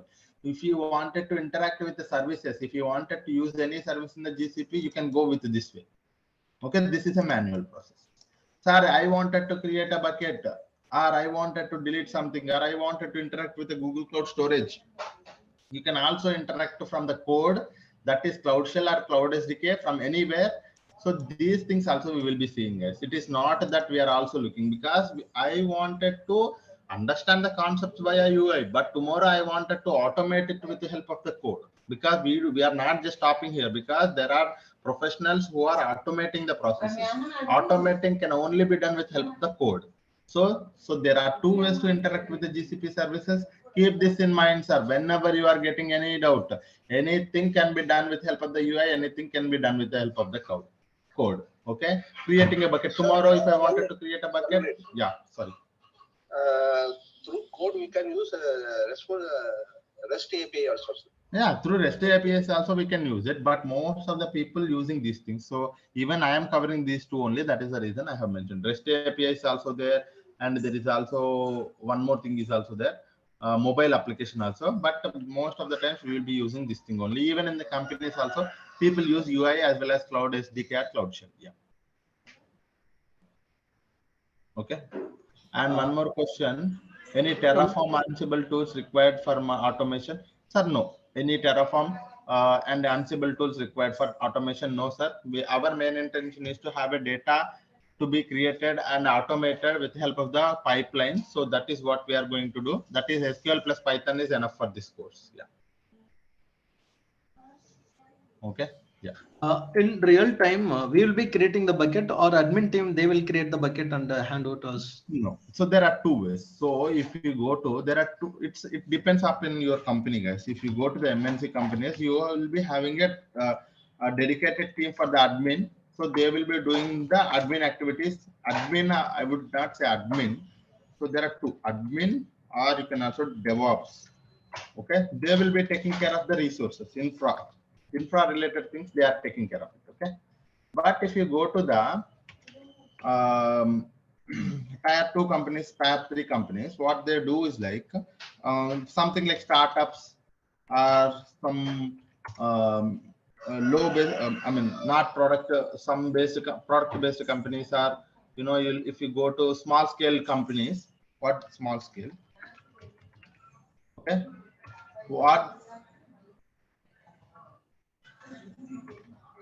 What they do is like they will provide an entire, because it is a small startup company, and you have to do everything on your own. In that case, you will be getting a chance to work on the UI. You will be getting a chance to creating a bucket, anything. You yourself have to work with the admin activities as well. That means IAM, all of those things, and permissions, roles. You yourself have to create a bucket. But when you are going to the MNC companies, most of the times they will not providing you access to do that. But there is an environment called sandbox. In that sandbox, you can do anything. But if you look at the prod environment, they will not provide you no access at all. Okay, if you wanted to practice anything, you can go and do it in the sandbox. But in the startup, you will be providing an access to all of the things. You can able to work with that. So this is what it is. Okay, yeah. You will team BigQuery with loading files with the real-time scenarios. Yes, guys, I will teach. It's not team, right? You will teach. Yes. So you will teach BigQuery with loading files with the real-time scenarios. Don't worry about that. We will be having a plenty of such scenarios. Data proc, data flow, everywhere we are using the BigQuery. And I will take some CSV files. I'll upload it to the. I'll upload them as a. I will upload it to, sorry, I will create a tables on top of those CSV files. And one more thing also, what we will do is like, we will automate that process. Okay, as I told you, I don't want it to manually do it tomorrow. Okay, if a file CSV file available in the GCS bucket, what I wanted to do, sir, automatically it has to create a table inside the BigQuery. Okay, that automatic scenarios we will see. Don't worry about that, sir. Plenty of automations, plenty of scenarios, topics, real-time things we are going to see in our thing, guys. Don't worry about that. Yeah, just to focus on the knowledge, you will be able to get a lot of you know, real-time scenarios from me. The only thing is like, please be attentive during the class. Yeah, yeah. Now, so this is enough for today. What I will do is like, I will try to tell you how to create an account. So we will see tomorrow rest of the concepts. Okay. Now let us see how to create a bucket. Sorry. It's already 8:20, guys. Okay. So let me, can we see it tomorrow or shall we see it today itself? Sir, I would tell you, some people are asking for the, yeah, some people are asking for the slides and some people are asking. So slides I may not be sharing with you, but what I will do is like, I will share you the material. Okay, what is that material? It is a very robust, and you see the material for the Google Cloud Storage tomorrow. Today we have seen, right? What is the Google Cloud Storage? This is access to my notes I will give you, sir. What is a GCS? How to create a bucket, all the concepts, high level concepts, and note. Oh, here I have mentioned, sir, whenever you use any service in the Google Cloud platform. Okay, this is one more thing, two costs associated. One is storage cost, retrieval cost. Tomorrow we will see this point. Okay, so these notes I will provide it to you guys. Okay, I will provide access to the my notebook. This is my OneNote notebook. We will be having all of these things here only. So I will provide access to that. And so that for that one, I want everyone to complete your registrations. Then only there will be a group created. There I will provide the link for that so that you will be able to access it. And access also not provided to all, guys, only for those who have registered. And if I got an email from the team, I will provide access to that particular email. Okay. Yes. Yeah. So please complete your registration tomorrow. So please remember, make me remember, sir. Tomorrow, first thing we will create a bucket. We will create an account. Okay. Later only we will see the rest of the things. Yeah. Because it's already 8:20. Even I am having some other tasks. Yeah. Okay, guys. Thank you all. Hope you learned something today. So I want you to learn everything, almost everything, every day, whatever we are speaking. If you are unable to understand, please try to ask me. So that wouldn't be a problem. You can raise a question. You can raise anything. If you wanted to see a real-time things also, you can do. Okay. Complete your registration to get the notes, guys. Okay. Thank you all. Hope you learned something today. Thank you all.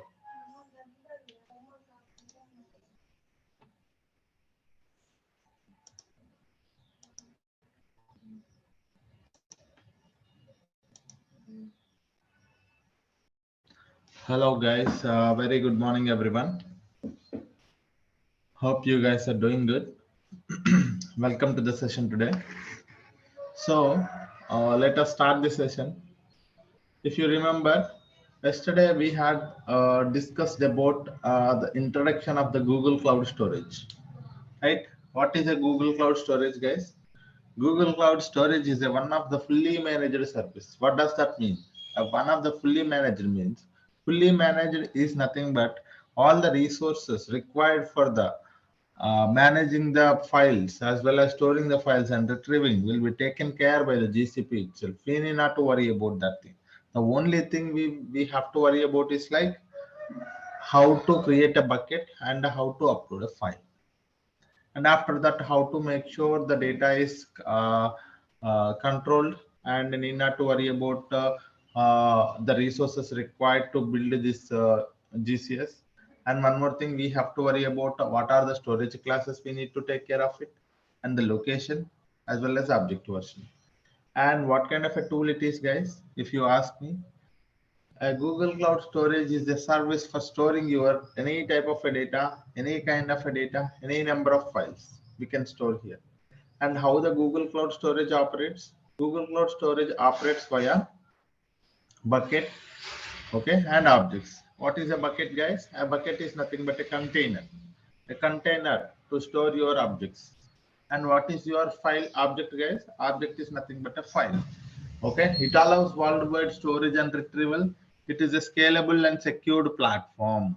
So this is all about a introduction to the Google Cloud Storage. Now the question is how to create a bucket. Sir, as I told you, if I wanted to work with any of the service in the GCP, there are two ways. One is via console, one more is via command line tool. Okay, so let me open. Okay. So if I wanted to work with a interactive,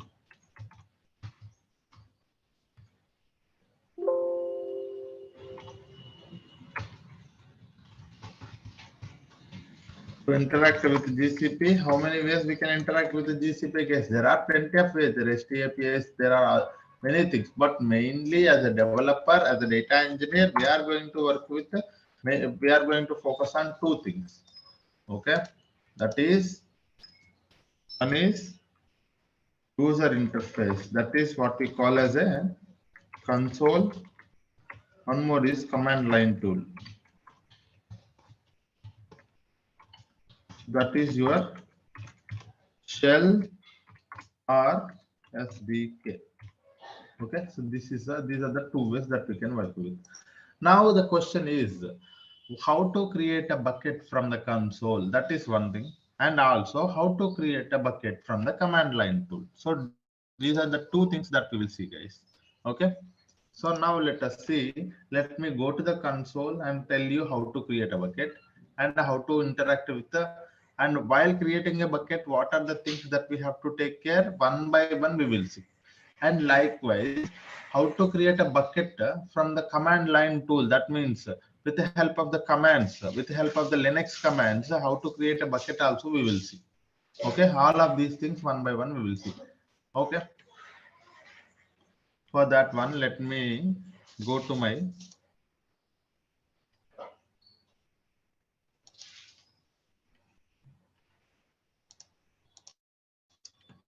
let me go to console.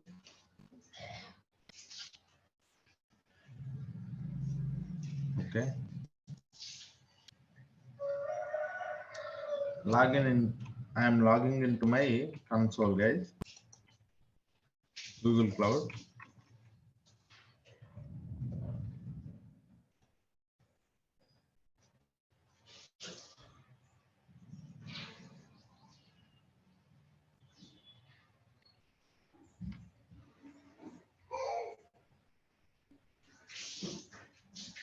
Okay, so let me first give you an introduction to the Google Cloud platform here, the interface. So when you logged into your Google Cloud, so this is how the interface looks like. Okay, in the interface top left, you will be able to see all the services. This is your navigation menu where you will be able to see all the list of services or the products available in the Google Cloud. Okay, so this is one thing. And one more thing, once you have here, so everything is worked by project, guys. Okay, this is something that we are going to start maybe tomorrow or day after tomorrow about what is a project and how to interact with all of these things. We will see tomorrow, guys. But for now, just understand that. So when you wanted to work with any of the service in the GCP, okay, when you wanted to work with any of the service in the GCP, we have to enter, we have to select a proper project. Either we have to select an existing project or we can create a new project. Okay, how to create a new project, guys? Click on this new project. You will provide your project ID, project number, that's it. Okay, new project will be created. So each and every product in the GCP will be uh, can be tracked from the project only, and billing also enabled from the project only. If you don't select a proper project, the project you cannot be able to work with any of the resources. And one more thing, you have to enable the billing only, otherwise you can able to need not to, unable to work with the GCP services. And while you are working with any of the service, there will be a API. You have to enable the API. All these things are linked to a project only, because all the tracking of the billing will be done from the projects. Okay, so this is one thing, guys.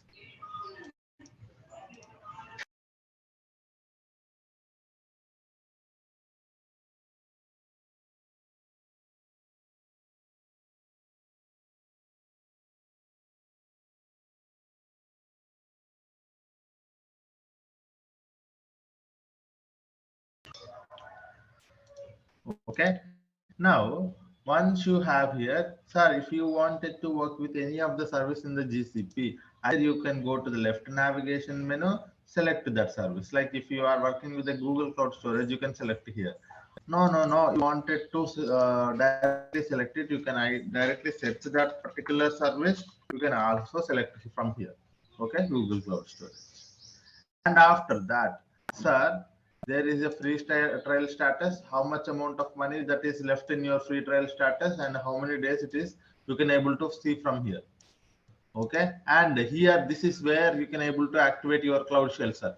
If we wanted to work with the Cloud Shell, nothing but a command line tool, where this is where the place you have to go and click on activate the Cloud Shell. When you click on activate the Cloud Shell, one more at the bottom you will be able to see a command line tool will be opened for us. It takes like almost 30 seconds. For the first time it can take 30 to 40 seconds. You see here a Cloud Shell terminal will be opened for us. Okay, so this is a we will see what is actually a Cloud Shell and what kind of a tool it is and how to an introduction to the Cloud Shell also I will tell you guys. But now let us not worry about that. And after that, this is where you will be able to see all the notifications when you create a bucket, when you delete a bucket, when you move something, you will be able to see here. And the settings, you if you wanted to go to the project settings, you can go for from here. And all the if you wanted to add one more account, a sign out account, and you wanted to look at your account details, so from here you will be able to do it. So this is all about the interface of the Google Cloud, guys. In a Google Cloud, you will be able to have a navigation menu for selecting the each and every service, or go to the search box for selecting a proper service. And one more thing is like you can select a proper project here. Either you can select an existing project or create a new project. And here you can go to the project settings as well from here. Okay, and one more thing is like activate Cloud Shell. So you can able to see the Cloud Shell was activated. You will be able to see. So whenever you are working from the console, also the very first thing is like you select a project, right? Likewise, whenever you work from a Cloud Shell, also you select a proper project. Okay, so this project by default the this project is selected. How I know every project is tracked with the help of their project ID, guys. So this is your project ID, Arboreal Avatar, right? Here you see Arboreal Avatar. So this is your project ID. And if you wanted to select one more project from the Cloud Shell, so the thing here is like you have to mention this one, Google Cloud config set project, and that project ID you have to mention, so that you will be able to enter one more project. And here from the console you wanted to go to a one more project, you directly click on that one. So like how you are clicking on this one, you click on one more project, that project will be selected. So if you are working in that project, that means all the billing will be enabled to that particular project only. Okay. So this is what is all about the introduction to the GCP console as well as Cloud Shell, guys. And I want you to understand what is a Cloud Shell also now. Okay, I think, do I have somewhere the Cloud Shell information? No.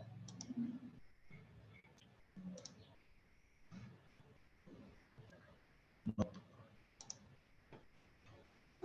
Yeah, here it is. Yes. Okay. So what is a cloud? As I told you guys, if anyone wanted to interact with the GCP services, there are two ways. Okay. The very first thing is web user interface. Then the very next thing is command line tool, that either Cloud Shell terminal or an editor. Cloud Shell terminal or SDK. So these are the two ways that we can work with. And one more thing, what is a Cloud Shell? Because we know that console is a web interface. We know how the web interface works. But what does this Cloud Shell serve? A Cloud Shell is a very small Linux operating system, guys. It is a command line tool. It has a 5 GB storage. Storage size is 5 GB, and it has a language support to SQL, Python, Go, Java, all of these things. If we wanted to work with the shell, we first activate it. After that, we select a proper project and use shell commands and Linux commands to interact with the each and every services. Okay, so this is what is a Cloud Shell, guys. You should understand that the Cloud Shell is a very small machine. When I say a very small machine, it does have a Linux operating system, and it is having only 5 GB persistent disk storage, and it has a language support to SQL, Python, Go, Java. Okay, so whenever you wanted to interact with any of the service from the Cloud Shell, you provide a proper command from the Cloud Shell to interact with that particular service. That commands will be available. I will tell you how to do that because I have listed here. Okay, one by one we will see. We need not to, hurry. We are not in a hurry, guys. So what we will do? So whenever I interact with any of the services, there are two ways I will tell you. For example, today I am working about a Google Cloud Storage. I will tell how to create a bucket from the console. I will also tell you how to interact with the Cloud Shell, how to interact with the Google Cloud Storage from the Cloud Shell also. Okay, two ways we will see.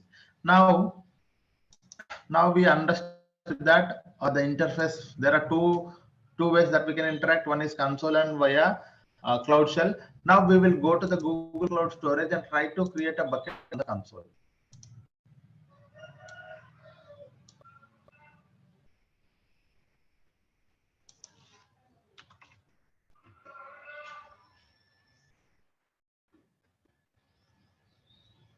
Hello.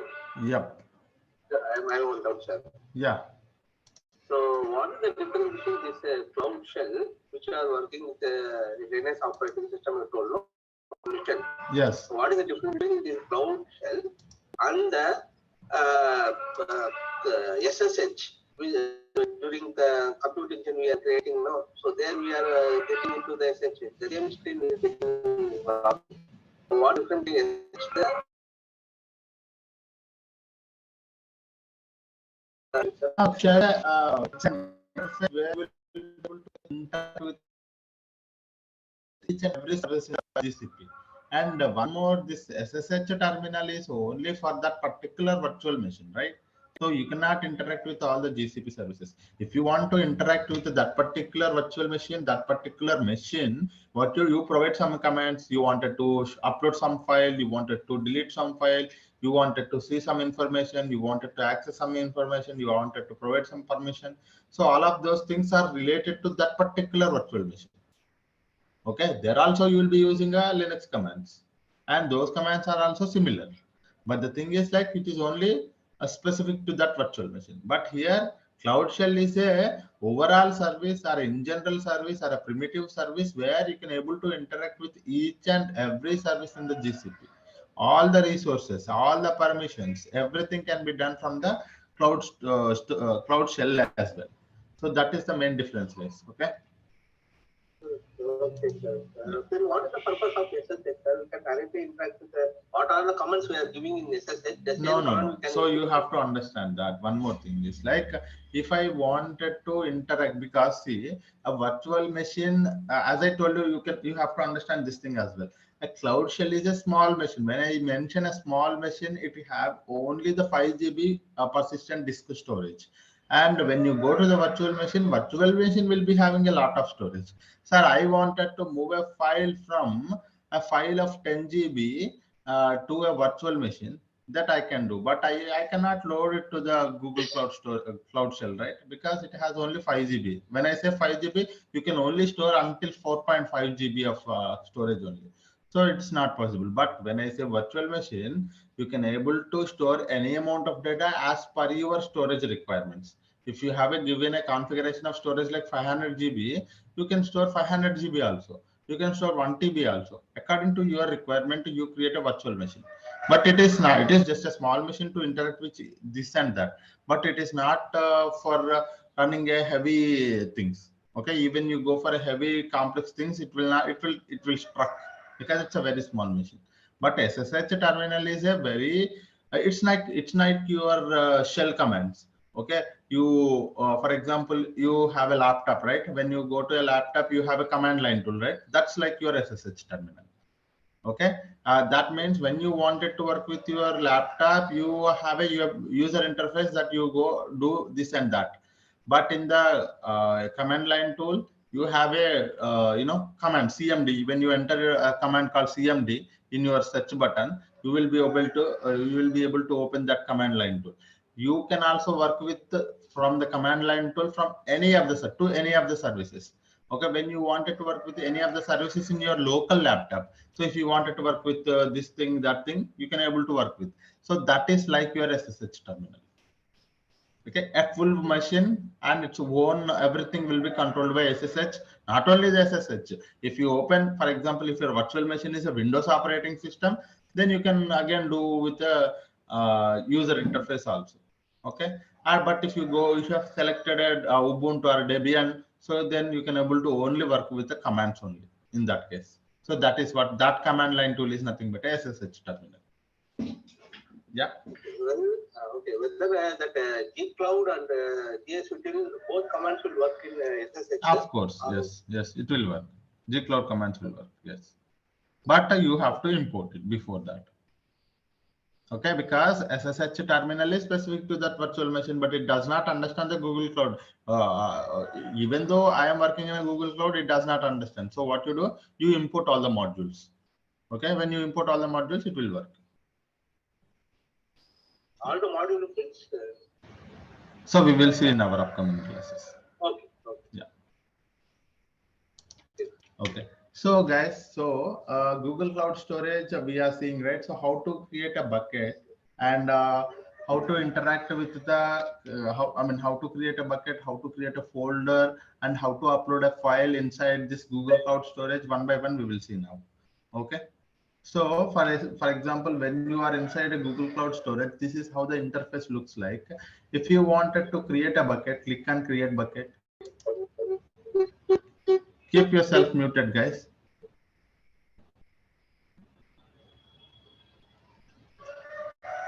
Okay, when you click on a create bucket, so as I told you, there are few things that we have to remember while creating a bucket. Okay, first thing, while providing a name of your bucket, we have to pick a proper globally unique name. When I say globally unique name, no one has used so far this particular name as a Google Cloud Storage bucket. Okay, so some disturbance, 1 minute.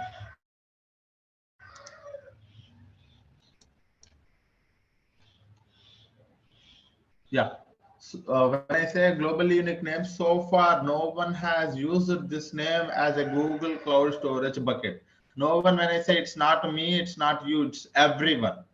Whoever so far worked on the Google Cloud Storage, for example, I did not create a bucket with the name of the bucket called a bucket. Okay. But someone might have used it. Okay. So this bucket name is already taken. bucket 1, bucket 2, bucket 3, something like that. If you give a normal name, it might have created by someone might have used this kind of a bucket name already. So you cannot be able to create it. So it should be a properly unique name so that you can able to give that to your bucket. So for now, I am going to give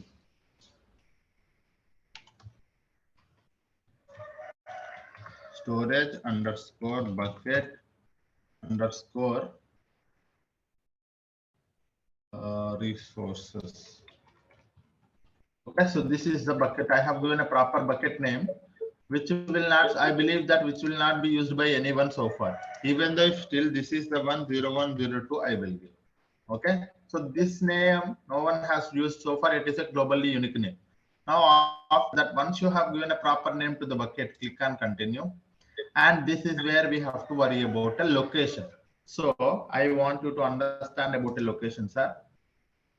While you are creating a bucket, the very important thing you have to remember is one of the important thing is location, guys. Okay. I'm hearing a lot of noise. 1 minute.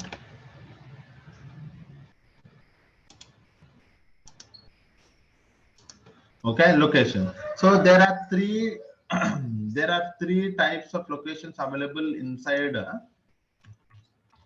when you wanted to create a bucket. One is region, one more is dual region, one more is multi-region. Okay. So these are the three things, sir. What is the difference? One by one we will see, sir. Very important thing, let us try to understand it. Sir, you select a region. Sir, this is your bucket. You selected one region and you created a bucket. Inside a bucket, you have one file. Okay, that file is sales.csv. You have uploaded this file. Okay. Now tell me, you selected a region called some US. Okay, instead of that name, instead of names, I will say region 1. Okay, you selected one region 1, you selected one region, and inside you have created a bucket, and inside the bucket you have uploaded a file. Okay, so what happens if this region crashes? What happens? Think about it like this, guys. What happens if this region has a failover? All the data related to whatever the bucket, the data inside the bucket will lose, right? So this may happen for the single region. When you select a single region, if we do not know, there can be no failovers, but in any case, if there is a failover happened at that particular region, all the data inside your bucket will be gone. Okay, so that is the problem with the region. So that is the reason it has a, and one more thing is like a latency will be there, and data loss may happen. Data loss may happen because you have only selected, there is no replication. I would say instead of that one, no replication. Instead of that one, I will say no replication. Okay. So these are the two things. There will be a latency. When I say latency, you wanted to see here. You wanted to get the data from this particular bucket. There are plenty of the people need to have the data from this bucket. But the thing is like many people are accessing. That is the reason there is a latency because of a single region. So there will be a latency and there is no replication. When I say a replication, we will see in a dual region, guys. Okay. Now, if the failure happens, the data will be losing. So I don't want it to go such scenarios. What I will do is like, I will go to the dual region. In a dual region, what happens is like, whatever the data that you have uploaded, right? It will be replicated to the one more region, sir. What it will do, sir? It will be replicated to the one more region. Okay, in a dual region, you have created a bucket with a region 1 and you have selected a dual region. So whatever the file you uploaded, sales.csv, that data, say similar data, the same data will be replicated. One more copy of the same data will be available in the region 2 because it is a dual region. So one more region will also be there. the data will be copied or replicated to the one more region. Okay, it is replicated to the one more region. What is the advantage, sir? If region 1 failover happens, or if the region 1 crashes, your data will be available all the time. Your data will be available from this region too. Okay, so this is what is an advantage. Okay, this is what I am calling as a replication. Excuse me, sir. Yeah, sorry. If we delete region 1, data will be deleted in region 2. Both, yes, yeah, region 2 as well. It's if you intentionally delete a data, that means you don't need it, right? So that means data will be deleted in both the regions, because unnecessarily you don't want it to pay the extra charge, right? You intentionally delete it means both the places it will be deleted. But if you wanted to recover it, that there's a chance. Okay, but if you upload a one file and at any cost you don't want it to lose the data, you go for a dual region. And what is the advantage? Here it is less available, but here less latency,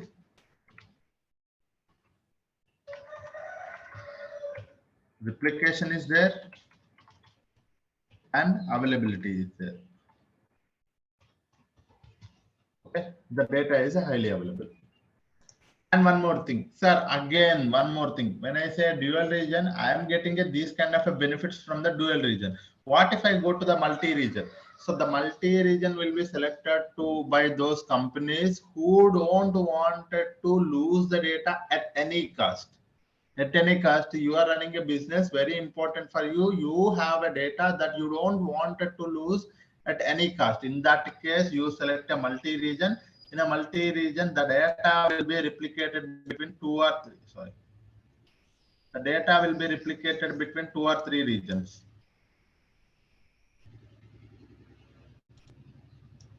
The data will be replicated between what, sir? 2 or 3 regions.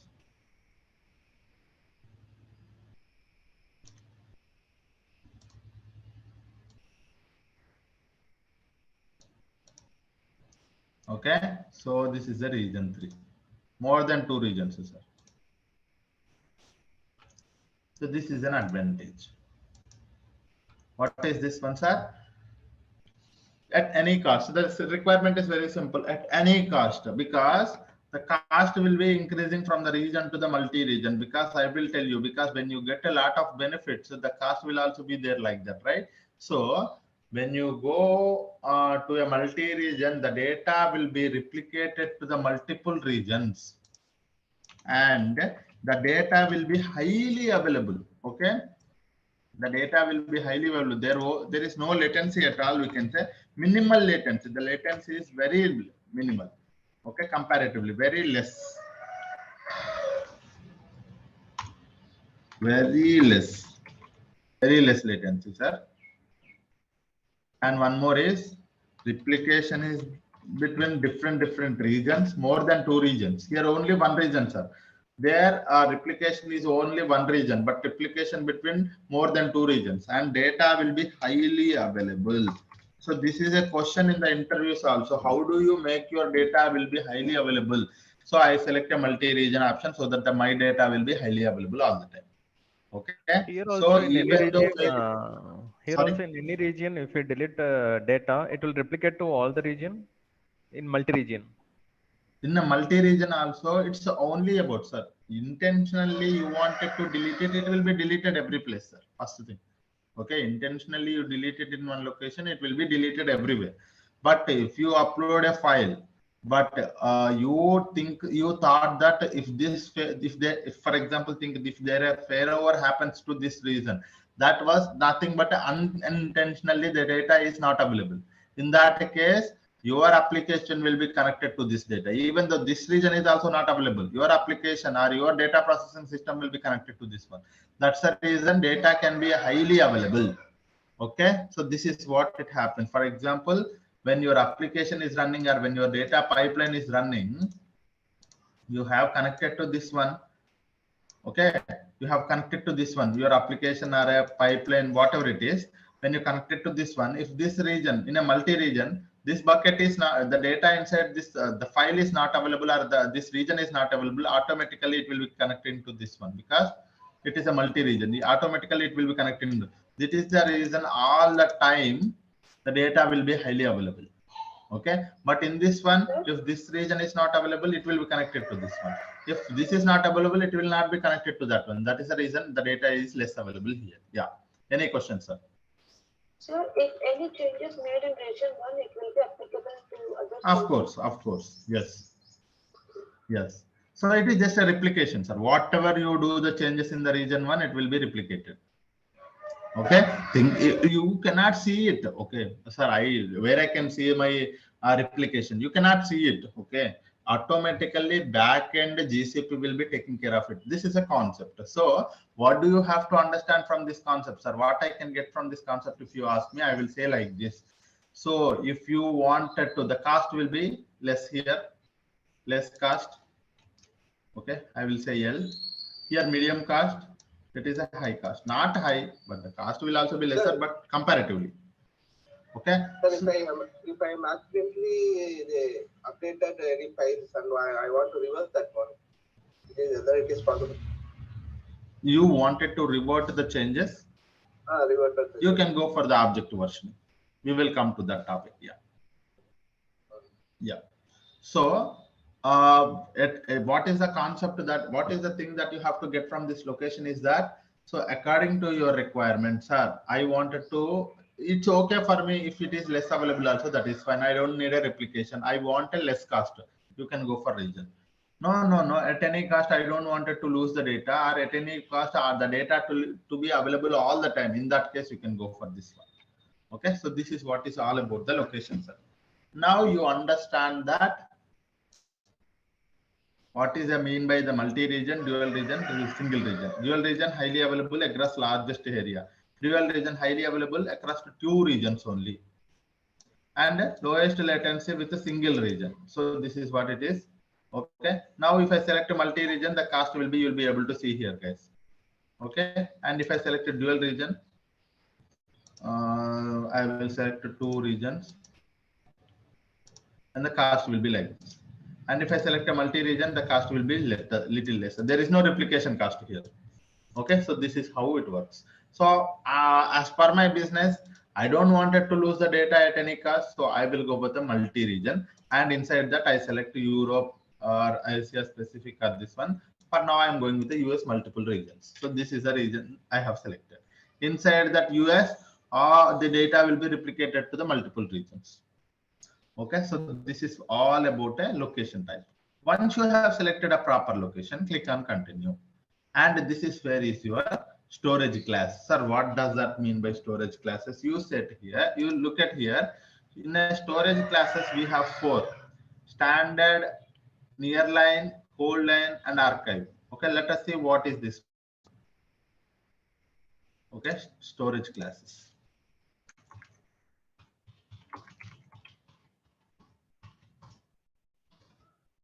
Okay. So in a storage classes, you have to, in a storage classes, we have 4, sir. One is standard storage class, nearline, whole line, archive. Okay, so let us not worry about these 4, but let me tell you, sir, I have a requirement that I am uploading one file to one of my bucket, and that file I wanted to access it frequently. Okay, what you are doing, sir? You have created one bucket. And inside that bucket, you are uploading some file called sales.csv. Okay, this file you wanted to access it frequently. In that case, you selected the bucket storage class as a standard. Frequently accessed data. Okay, what is this one, sir? If you wanted to access this file frequently, then you can go for the standard storage class of this bucket. Okay, this is your bucket. Okay, this is one thing. And near line, sir, you don't want it to access it frequently. Your manager told that we are going to access this file, or we are going to retrieve this file, or we are going to work with this file once in a month. Okay, once in a month, then you can go for a near line. Okay, so this is what is. And one more thing is like, no, it is not frequently, it is not once in a month, we are just accessing once in a quarter. Then you can go for a cold line. And one more is, you can say once in a year. What is this? What are the advantages that we are getting? I will tell you, sir, but just understand the concept. Okay, so if you have a file inside a bucket, if you are accessing all those files inside that bucket frequently, you can select that bucket as a storage class of standard. Okay, no, if you are not frequently accessing it, if you are only wanted to access it once in a month, you can select as a nearline as your storage class, or cold line as your storage class for once in a quarter, archive for once in a year. Okay, so this is all about storage classes, guys. Let me show you one advantage diagram. You will be able to understand it. 1 minute, let me open that. Somewhere I got it.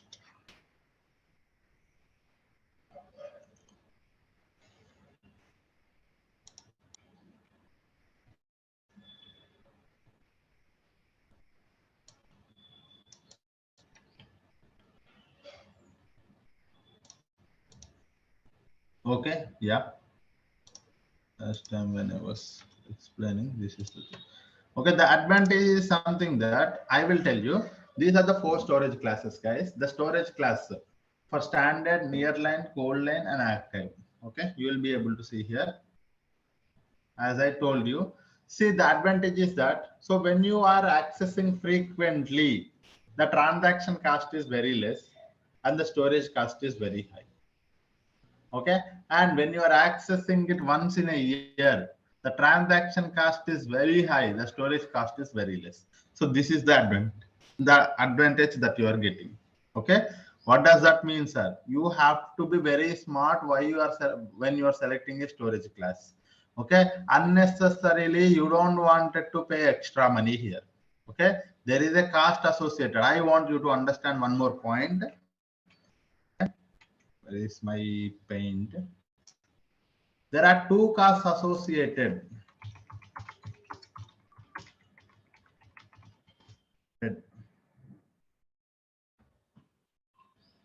When you interact with a service, any service, there are 2 costs associated, guys. If you interact with and if you are working with any of the resource in the GCP, and not only in the GCP, even you go to the AWS Azure also, there are 2 costs associated. One is storage cost. One more is compute or retrieval cost. Okay, these are the 2 costs associated. Okay, one is storage cost, one more is retrieval or compute cost. For Google Cloud Storage, it is a storage cost will be there, retrieval cost will also be there. Storage cost is nothing but for storing this particular data inside a bucket, that is a storage cost. When you retrieve it, so this is when you access it, that is a transaction. You are doing some kind of a transaction, right? You're trying to load this data to some other data processing system. That a transaction cost or that retrieval cost will also be there. So that is what we are talking about. So for the standard storage class, so like this one, the transaction cost is high. The standard transaction cost will be increased here.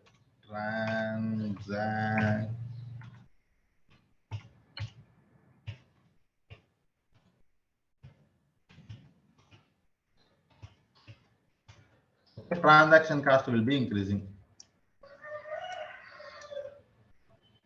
Okay. So the transaction cost will be increasing from the standard to the archive. That means, what does that mean, sir? When you are accessing once in a year, when you access that file, the cost will be very high. But when you are frequently accessing the data, the cost will be very less. Why, sir? Because again, there is a one more cost, that is storage cost. Okay, storage cost will be very high here.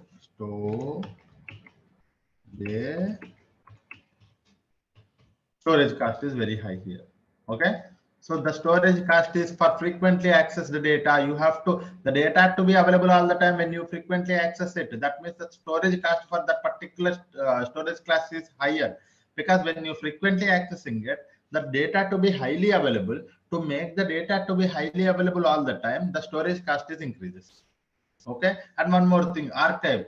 When I say once in a year only, because when I am retrieving it once in a year, the data need not to be available all the time. So for the making not available all the time, I don't need to pay extra money. The storage cost is very lesser here, but the transaction cost is, after a very few many days, you are trying to retrieve the data, retrieve the entire data. That means the transaction cost is very high. Okay, so this is how the benefit that you are going to get it, guys. Okay, one is transaction cost, one more is storage cost. Okay, transaction cost will be very high for the archival storage class, and storage cost will be very high for the standard storage class. Okay, this is something that you have to understand. Okay, any questions are on this one?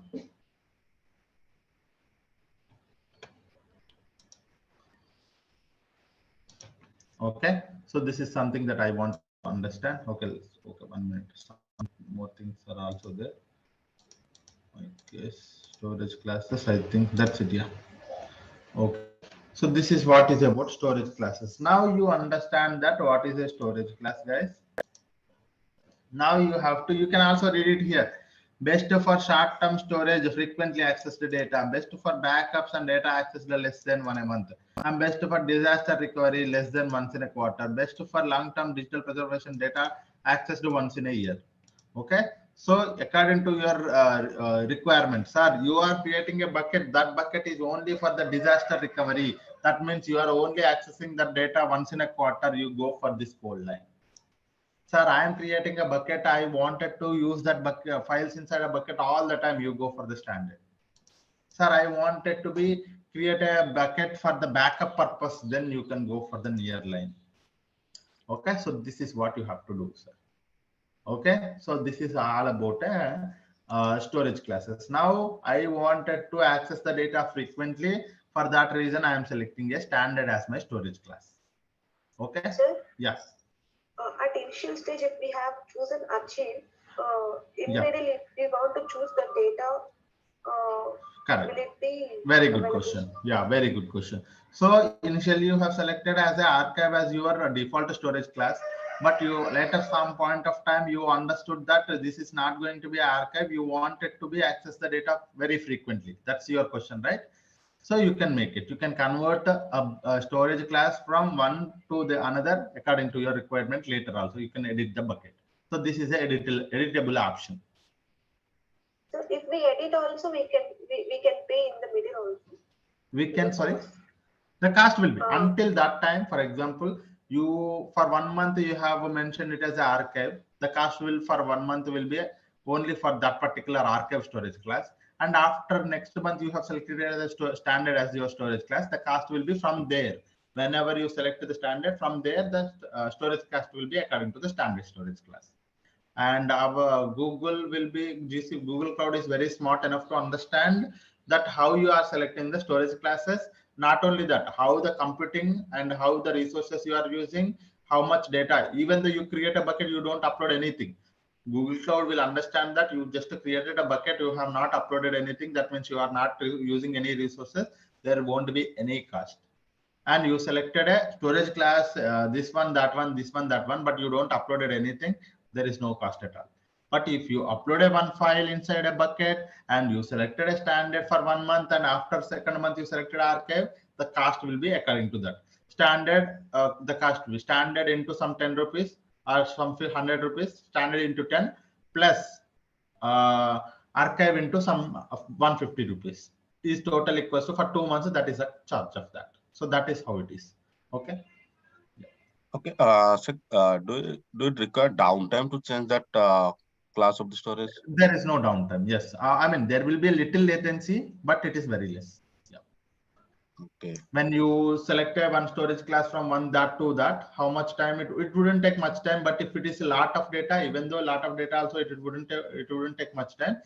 In the back end, there can be like 1 or 2 seconds. It would be in milliseconds, guys. It would be in milliseconds. The downtime will be. Okay.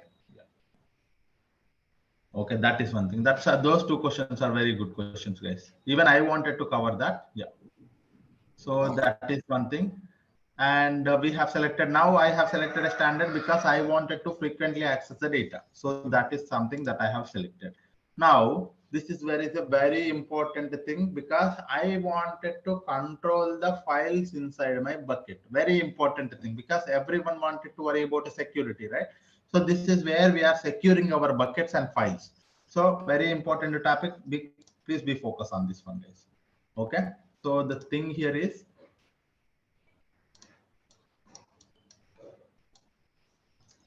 where I will keep it here. Okay. Okay, or I'll keep it here somewhere. Yeah. So the thing here is access control.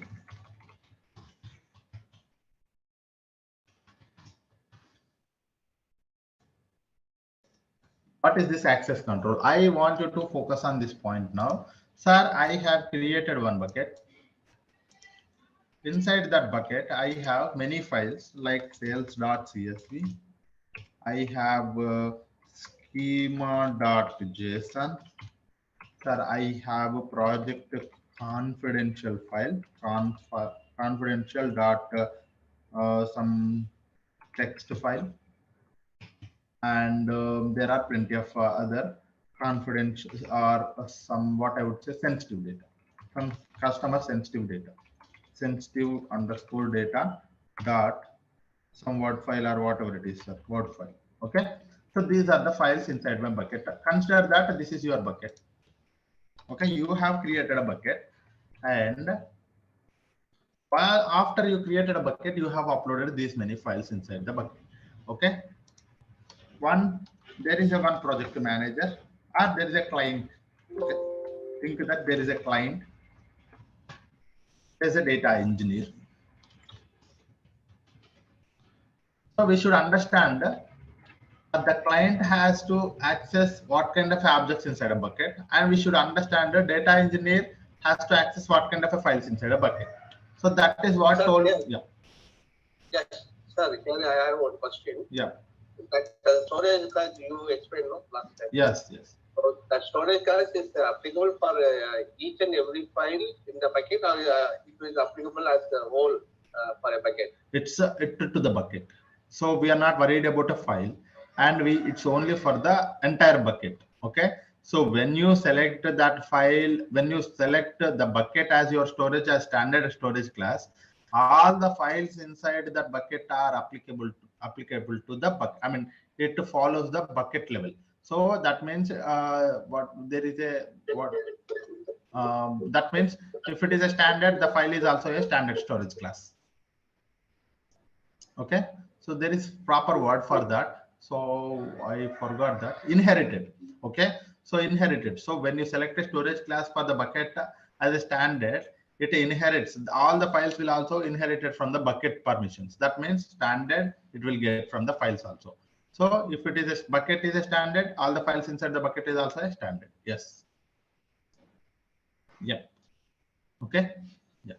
So now back to the access control, guys. So in access control, so we are talking about two things, but now let me create a context for that. So I have created a bucket, but that bucket will have these many files.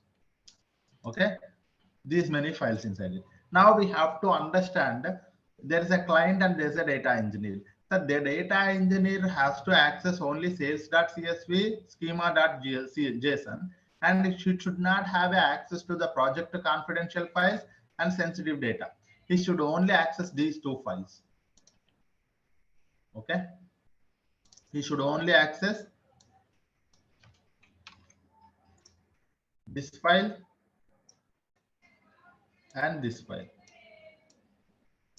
Okay, but inside a bucket. The data engineer has to access few files inside a bucket, only few files. What about a client? A client has to access all the files inside a bucket. All the files inside a bucket. Now, how do we achieve it? This is a very good question. How do we achieve it, sir? I have a bucket. That bucket is having a plenty of the files, but few of the files has to provide access to few people.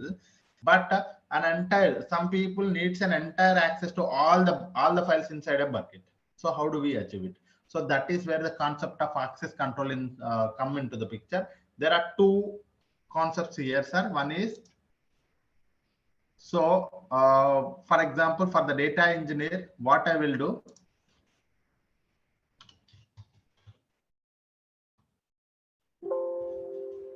I will provide access at rate object level. Okay. What I'm doing, sir? For this data engineer, he should only access few files. So that's the reason I will provide him access to the object level. So I will go to this file, I will select his username and provide access to him. I will go to this particular file, I will select his username, again I will provide access. So object level permissions I will provide to him. Okay, so that he will be having access to that objects, whatever whoever has provided a permission. Okay, and what about this one? So this one is access at rate bucket level. So when I provide a bucket level access, he can able to access anything inside that bucket. Okay, when I say a bucket level access, so I am providing access to the entire bucket. That means whatever the files inside that bucket, he will be having access. So these are the two concepts, sir. Okay, access at rate bucket level, access at rate object level. So this is what in other terms access control called as a uniform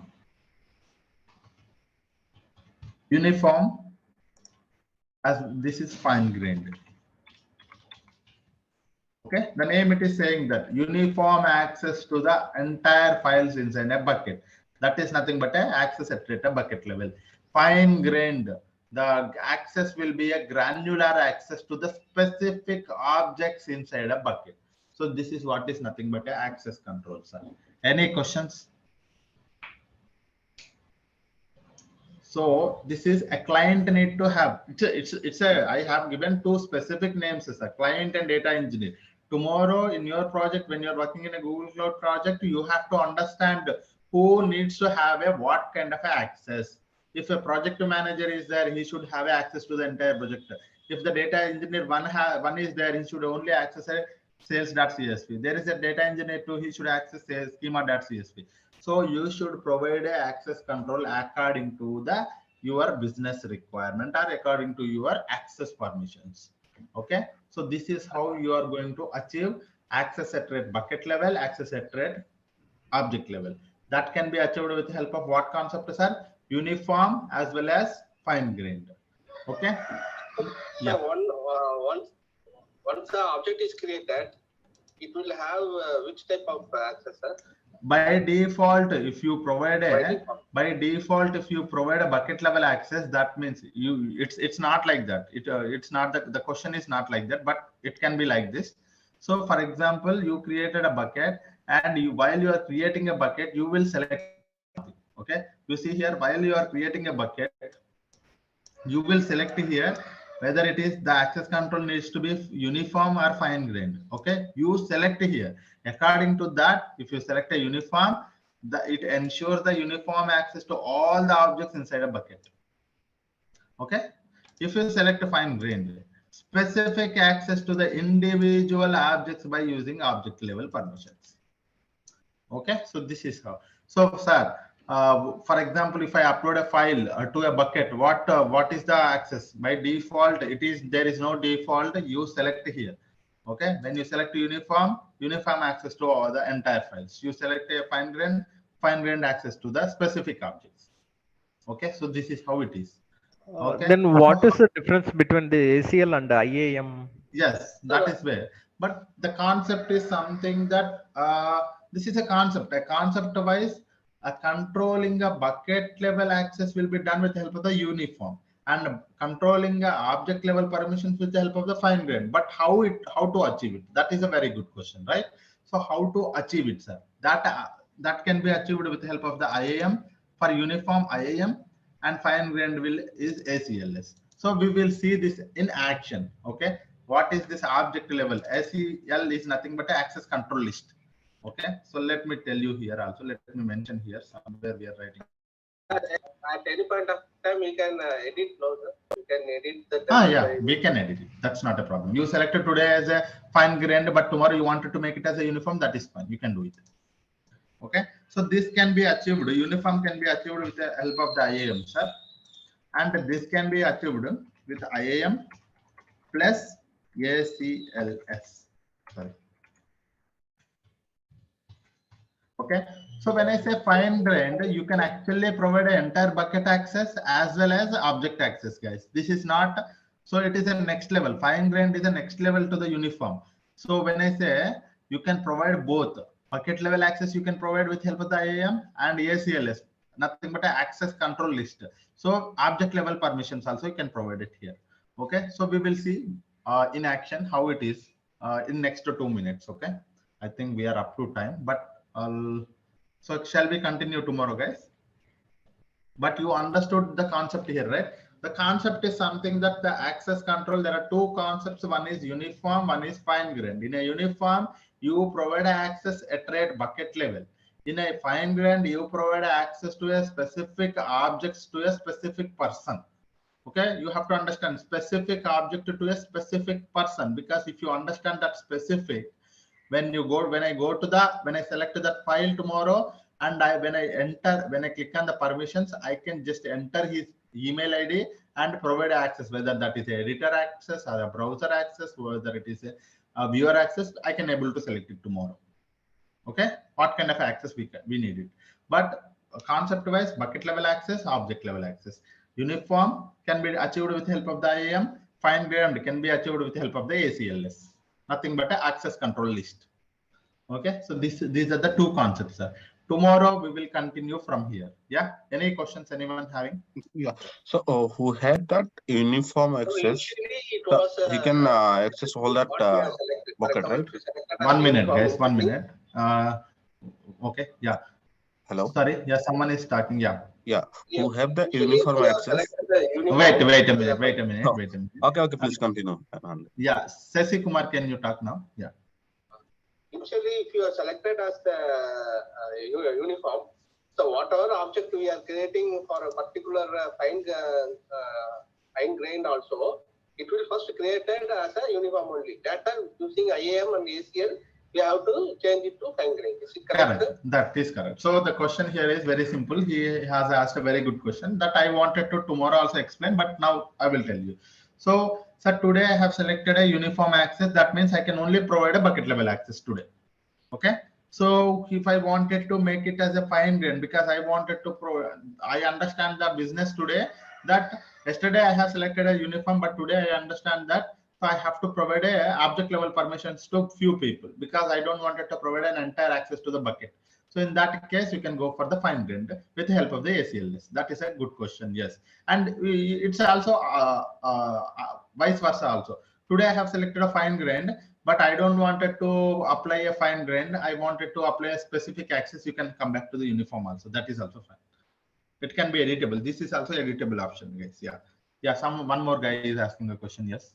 Yeah, so my question is like similar to that. So if someone have that uniform access, that means he have that fine grained access, right? If someone is having a uniform access, that means he cannot have a fine grained. Yes. Yes, means he have the entire bucket access. Means he can access all the fine grained also access also here. So uniform, you can only achieve bucket level access, but with the help of the fine grained, you can achieve both uniform plus object level. But objects are inside that bucket, right? Yes. So see here, this is the next level. When I say this is level 1, this is level 2. When I select a fine grained, the level 1 will be achieved. For example, in a fine grained, if I wanted to provide him an entire bucket access, I can do that. Or in a fine grained, if I wanted to provide only specific object access, I can provide it. you can understand level 1 and level 2. Level 2 is above than the level 1, right? So that's how. Okay. Yeah. So yeah, someone is asking about IAM, right? So we will be having a separate concept for the IAM, guys. IAM is a identity access management. Identity, who can do what on which resource, everything tells by the IAM. Okay, we will be having a separate topic. Maybe day after tomorrow onwards, we are going to start it. Okay, very important topic. What is the role? What is the permission? What is the access? What is the principle of least privilege? What is a resource hierarchy? What is a user account? What is a Google account? What is a service account? Everything we are going to discuss there. Okay. Yeah. If you're providing any access, it will go for approval, uniform access or fine-grained anything. One more doubt, sir. Yeah, when you apply 1 minute, guys, when you apply a one particular access control to a uniform, you can only do that when you are an admin or when you are an owner to that project. Okay, it's not that, sir, I wanted to provide access to some, I'm a data engineer, I wanted to provide access to one more person. It's not like that. But you create a bucket. When you are creating a bucket and when you have access to create a bucket, you can do whatever you want. That means you are the owner of that particular bucket. Then I say that, sir, I am the owner of the particular bucket. I am creating a bucket now. So I selected uniform today. You can provide access to the any number of people as a bucket level.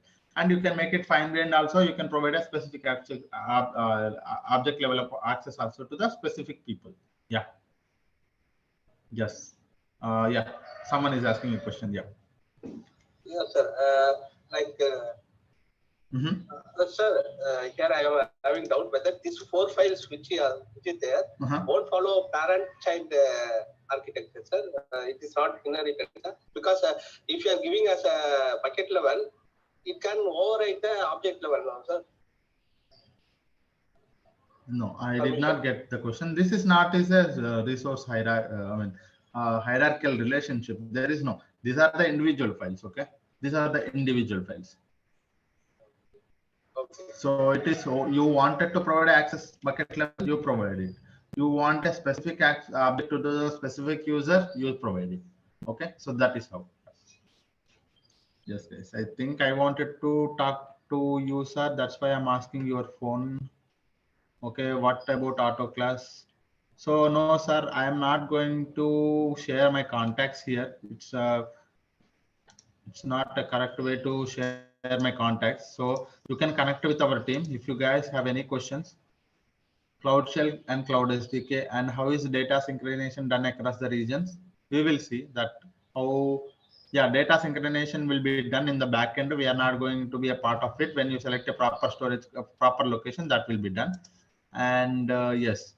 And what about auto class? Yeah, auto class is something that according to you. For example, nowadays you are coming, earlier you worked with a gear system, right? So there are 5 gears. Nowadays the car comes with the auto class.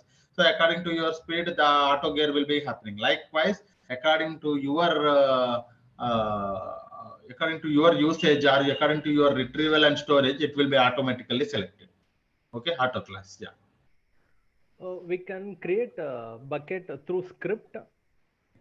We can create a bucket. Tomorrow we are seeing it. Yeah. Okay, script, not through command. Yeah, with a script means what? Like Python script like that. That can also be done. Yes, we can create a bucket with help of the script also. That is also we can able to create it. I will tell you that as well.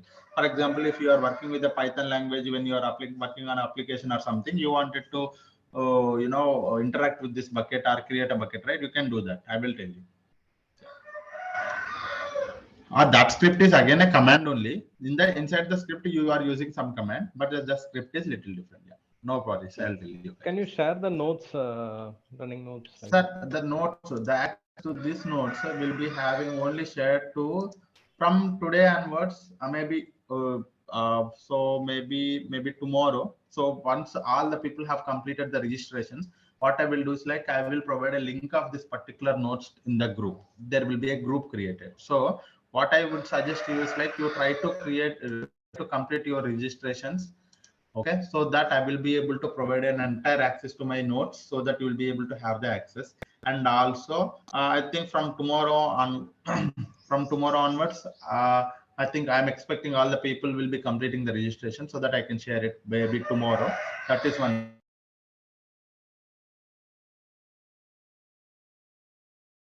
Your voice is breaking. Okay, yeah, try to complete your registrations. I will surely share it with you guys. There are plenty of information here. And one, for example, whenever I do like this also, I will take this snap and keep it there. Okay. I will take the snap and keep it there, so we'll be able to have that information here as well. I'll just copy it here. Okay. So for a later point of time, if you wanted to refer, you can also refer from here. Okay. Yeah. Yeah. Okay, guys. Thank you all. Complete your registrations with for any other to avoid the interruption. Yeah. Thank you all. Have a great day. We will continue from here tomorrow. Thank you. Yeah.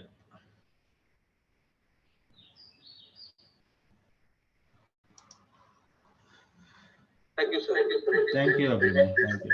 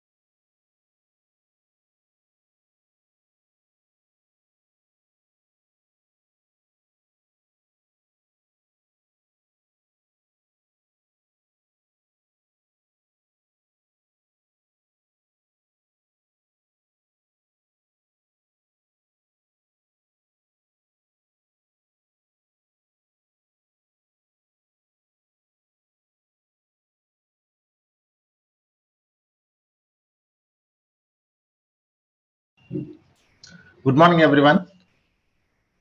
Welcome to the session today. Hope you guys are doing good. Let us start the session. Okay. So if you remember, yesterday we were discussing about how to create a Google Cloud storage bucket. Recording in progress. Right. So let us pick it from there.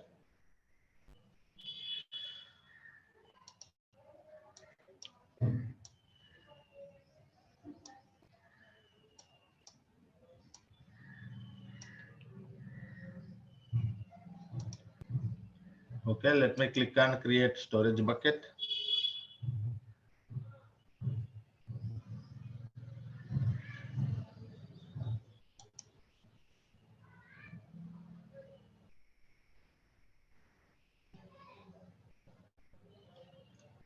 So we should first give a proper name to the bucket, guys.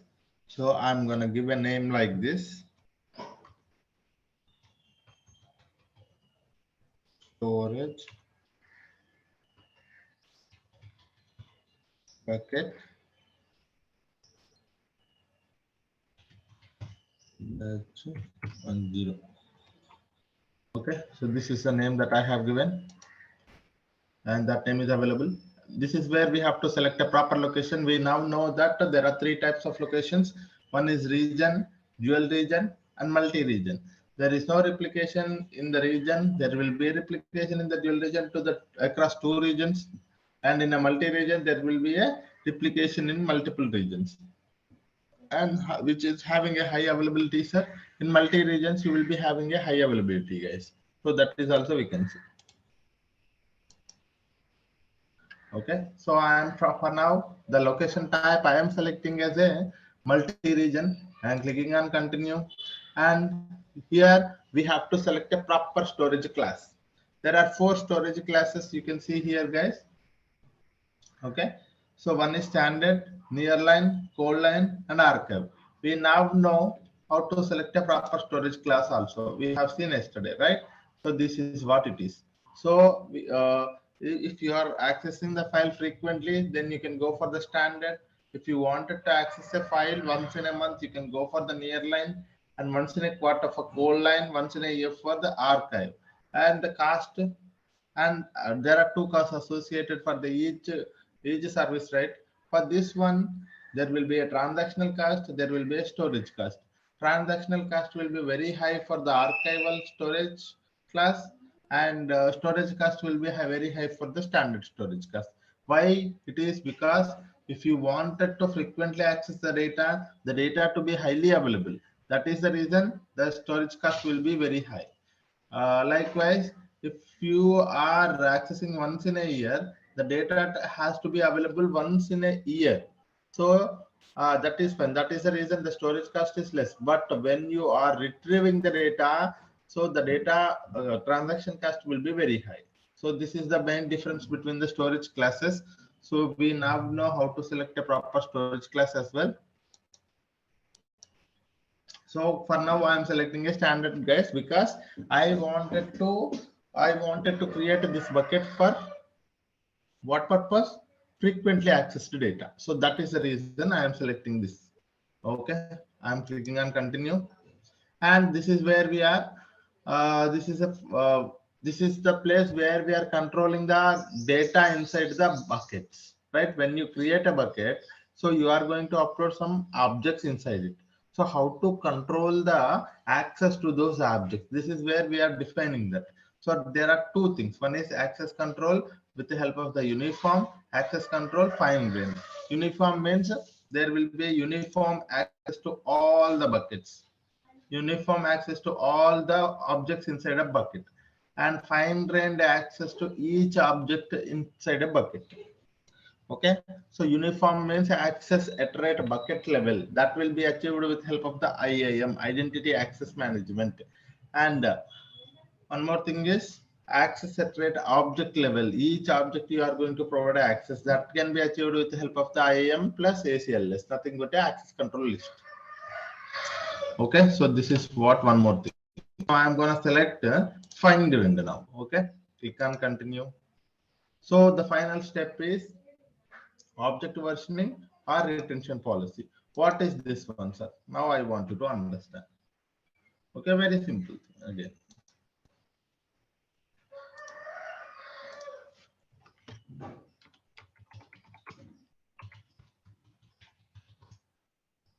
Object versioning. What is this one, sir? You have created a one bucket. Think like this. You have created a one bucket. So this is your bucket. Okay. Once you created a bucket, you have uploaded a file. Think like this. You have uploaded a sales.csv file. Okay. For some purpose, you have used this file. Okay. For data processing purpose, you have used this file. Okay. So for here, you are doing some data processing.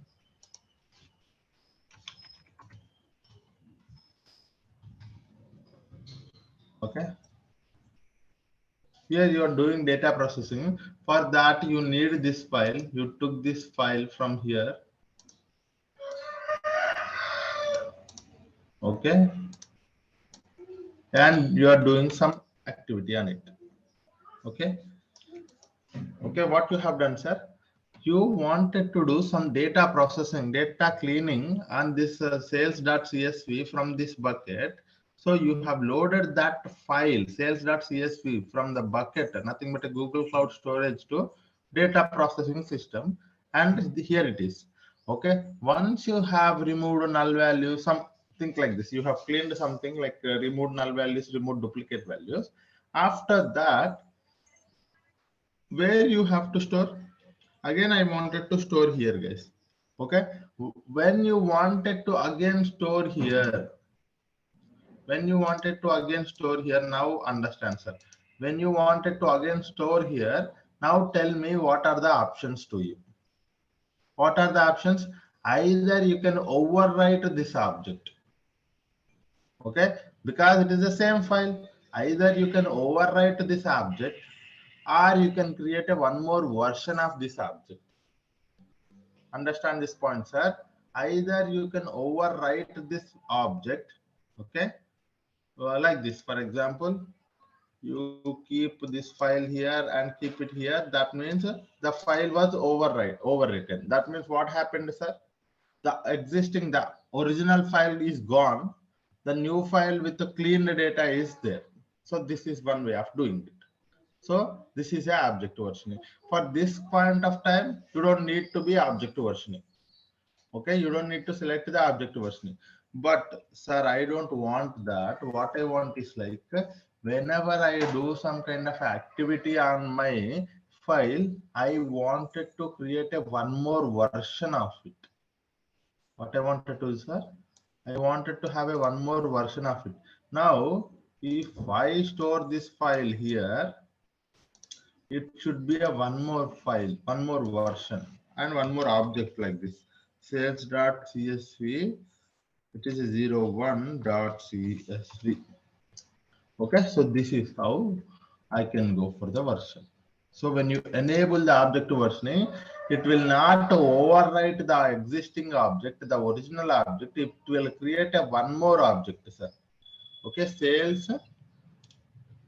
Okay, what is this one, sir? Sales 01. 01 is your version of next version of your original file. Okay, what is the main difference between the sales.csv to the sales01.csv? So you have done some processing on top of it. Likewise, if you have taken sales.01 and CSV, okay, what happened is like you have taken this file again and you done a one more versioning and you have created a one more file. Okay, if you done one more versioning, that means sales_02.csv. So this is a third version. Likewise, you can go for, if you do any times of a activity on this file, you can go for any number of versions. Okay, so this is what is nothing but object versioning. Okay, what is the main advantage of the object versioning? You can keep your original files along with the newer versions of this file. Okay, so objective versioning enables you to keep the original file as well as processed files. Okay, modified files. So this is the original file. From this one, this is a modified file, and from this one, this is a one more modified file. From this one more modified file. This is how this was original and this is modified. This is original and this is modified. This is original and this is modified.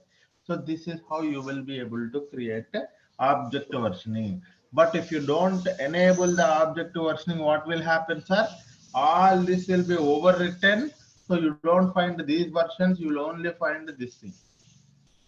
Okay, all files will be with the same name and it will be overwritten. So this is how you will only be finding a sales.csv. But if you enable the versioning, then you will be able to find like this. But the question is, how many levels of object versioning I can have? Sir, I can go, for example, 1, 2, 3, 4, 5, 6, 7, 8, 9, 10. How many versions I can enable? Or how many levels of object versioning I can have? So that thing you can actually select in your here. Okay, so what happens? So when you enable the object versioning, what will happen, sir? For restoring deleted or overwritten objects, to minimize the cost of storing the versions, we recommended to limit the number of non-current versions. So, for example, if you enable the objective versioning, that means the versioning will already enabled. So, maximum versions per object is 1. Okay, or you can select 2, or you can select 5, or you can select anything. And non-concurrent, expire non-concurrent versions after this many days. For example, sir, you select 7. Okay, so for example, what happened? Sorry, you select 4, sir. Okay, you select 4.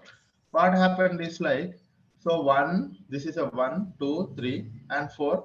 One next the 5 will come. This first original file will be gone, because what will be, you select only 4 versions. Okay, so again there will be only 4 versions for that particular object.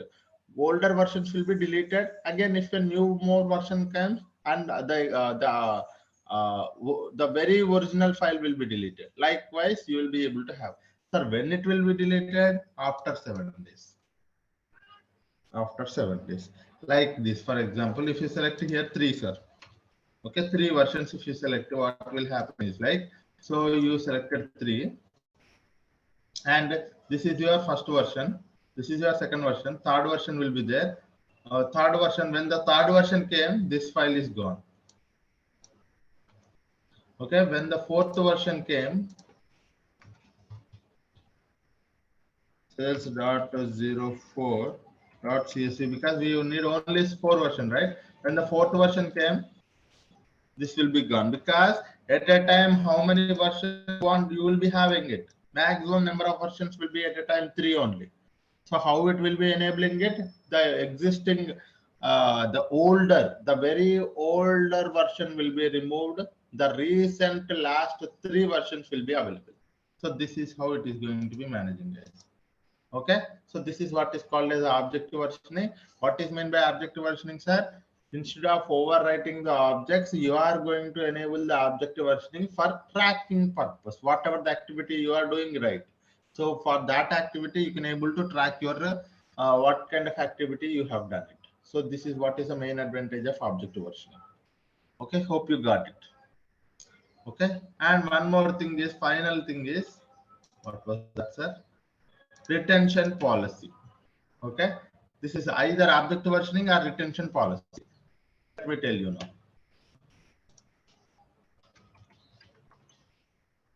Retention policy. So very simple, sir. Retention policy is very simple. You see here, you have created a bucket. What is this one, sir? You have created a bucket. That bucket, inside that you have uploaded a file called sales.csv. Okay, sales.csv. So if I delete this file, the file will be automatically deleted. Okay, if I try to delete the sales.csv, this file will be automatically deleted. But I don't want to delete this file until some period of time. Okay, as soon as the file is uploaded, until the some period of time, it should not be deleted. That is known as a retention policy. You put a retention period here. Okay, retention period. That retention period, if you select some 5 hours, okay, what will happen is like, if you upload a one file, to this bucket, until 5 hours, that not even a single file will be able to delete it. You cannot delete it. Okay, this is your requirement in the companies, right? For example, if someone is uploading a file, no one will be able to delete the file until some period of time. So this is what is known as a retention policy, sir. You put some retention policy on top of your bucket. So as soon as you uploaded a file to the particular bucket, that cannot be deleted. If the retention period is over, you can able to delete it. Okay, that retention period can be a 5 minute, 1 minute, 1 hour, 5 hour, 10 hour, 1 minute, 1 month, 1 year. So it can be anything. Okay, so let us see what is that here. So for preventing the deletion or modification of buckets, objects for a specific minimum duration of time after being uploaded. Okay, so it is also like not only for deletion, sir, for also for modification. Two things. Okay, you cannot delete it, you cannot modify it. You don't have a right access here on this file until retention period is over. So you cannot do two things. You cannot delete the file, you cannot modify the file until the retention period is over. So this is what is nothing but a retention policy. You see here. So retain the objects for, like I would say, for 3 minutes. Okay, 3 minutes means 180 seconds. Okay. So I have selected for 3 minutes, sir. Okay. So now I have selected all the things. Object versioning, I don't want it to go for object versioning. I wanted to go for retention policy. Okay, I have selected that one. So access control is standard, storage class is standard, location type is region, and the bucket name is this one. Click on create. Confirm.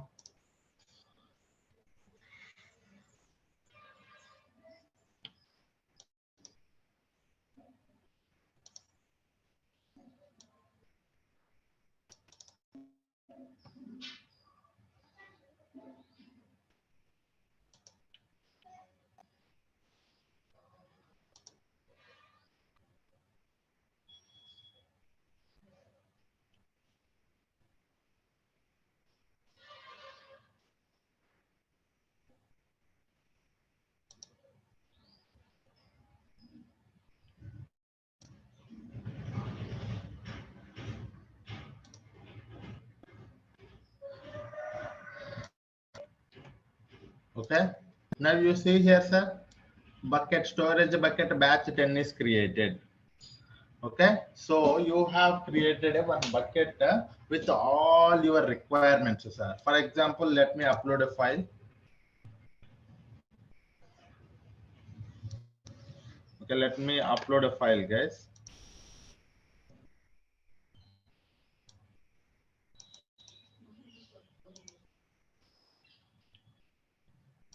Okay, so I am uploading a CSV file, that is customers.csv. Okay, one file is uploaded. You see here customers.csv. Okay, now tell me, sir, what is the retention period? Until 180 seconds, I cannot be able to delete it, right? So if I try to delete it, so click on this file. You see here, click on delete. Click on delete. It should not be deleted because it is not 3 minutes. So it should throw an error. See, bucket could not be deleted. You can click on view details.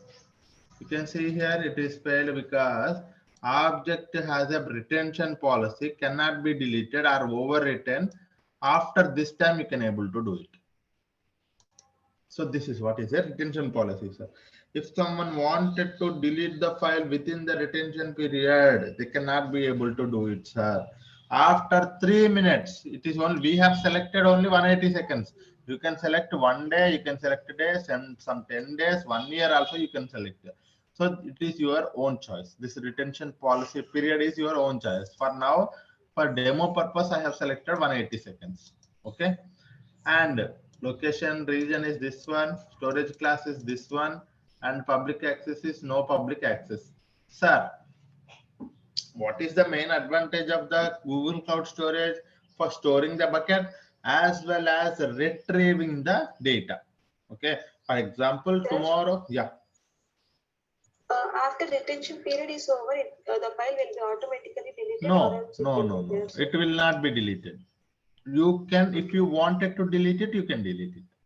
Okay, retention policy is something that retention, my retention policy, the name itself, it is say that this file for sure will be available for this much time. Okay, for sure it will be available. Later point of time, if someone is deleted, it will not be available. If someone is not deleting it, it will be available again. But retention policy, for sure that file will be available, but for that period of time. Okay, after some time, if someone wanted to delete it, it can be able, they can able to delete it. But within the retention, even though if someone try to delete it, they don't have access. Even though someone try to overwrite it, also they cannot have, they cannot do it. Okay, so this is something. Okay, And change yeah, that retention period, right? sorry. We can change the retention period, right? If you want to delete now. Yes, we can change it. We can change it. For example, we can go to the protection and we can edit it. Okay, I can edit it. Now it is 180 seconds, right? You can change it to 120 seconds, or you can change it to some days. Okay, 2 days. Okay, anything. Or I don't want it to remove it at all. I don't want a retention policy at all.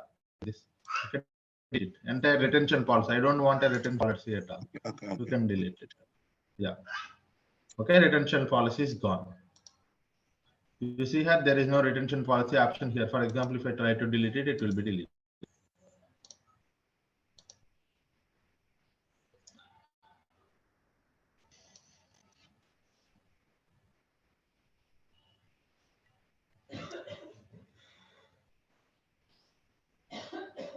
Done, deleted. Okay. So this is how. If you wanted to have a retention policy, you can go. If you don't wanted to have a retention policy, you can remove it.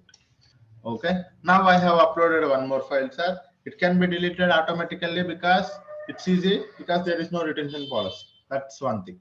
And sir, now in our Google Cloud Storage, the main activity that we are doing is like storing the data. And one more thing is retrieving the data. Sir, how I can retrieve this file? Okay, how to retrieve the file? I mean, how I can access this file from some other service? For that one, you click on this particular service. Sorry, click on the particular object. You see here, this is the metadata of the object, guys. For that particular object, which object you have selected here? You see region underscore country list.csv. This CSV file, this is the metadata of that particular file. Okay, that file is a type is text, size is this one, when it is created, last created, what is the storage class, and public URL is not allowed for authenticated URL. This can be a authenticated URL, sir. This is a GS util URL. So what is the difference between this one and this one? Sir, authenticated URL, if someone wanted to access this CSV file from outside the Google Cloud platform, then they can go for this link. If someone wanted to access this particular file from the inside a Google Cloud Platform services, they can go for this path. Okay, so accessing is very important. Sorry, it is not that I wanted to store the data. It's not my intention to store the data. My intention is to do some processing on top of it. Tomorrow I want to do some processing. So main intention is, it's not our main idea to just to store the data. Tomorrow we need to access the file. How to access the file? This is the link of that. Inside the Google Cloud, you can use this link. Outside the Google Cloud, you can use this link. Okay, so these are the accessing. Now, sir, the very good question we have think about is like, okay, I wanted to provide a access to each person. Okay, object level. Anyway, we selected this as a what's that fine grained, right?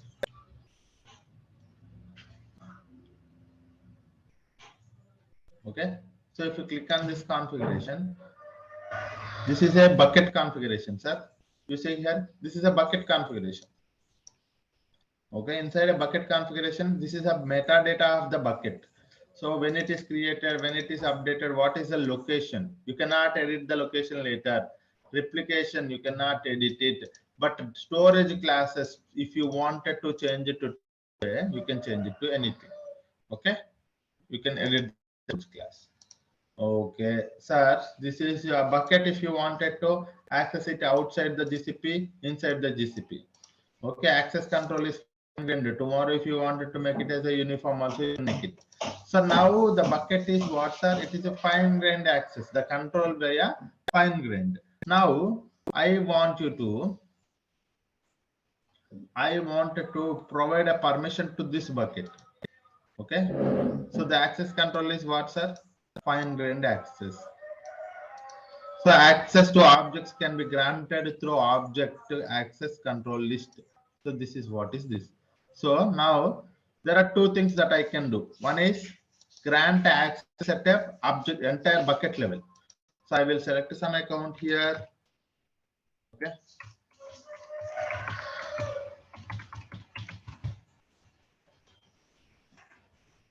Okay, this is not correct name, sir. Anyway, but I'm sorry. Okay, it seems like it is correct only. I didn't create it, but yeah, you go to the Google Cloud Storage, you select a storage admin or storage object admin, creator or viewer. You select one thing, save it. So bucket level, you have provided access to that particular person. Who is that person? Somewhere here it is. For this person, you have selected object admin. Bucket level storage object admin. That means he is an object admin of this particular bucket from now on. No, sir. I don't want it to provide a bucket level permissions because I don't want it to provide a bucket level because he is a data engineer. He should be only have access to only this file. Okay. So only this file we have to provide access. Then in that case, you see here, you are inside a CSV file. You click on edit access. Okay. What is that user, sir? Add an entry. And it is a user or a group. You select either group also, domain also, project also, public also. You can select user. And what is that name of him? Saidhul Johnny at gmail.com. Okay. And what kind of access you wanted to provide him? Owner access or reader access. That means viewer access or owner access. You can provide a owner access, can save it. Okay. So this is what is nothing but an object level access. You provide an object wise. Okay. You went to the CSV. That means now you can see who has access to this object. So this person, from now on, this person is having access to this bucket.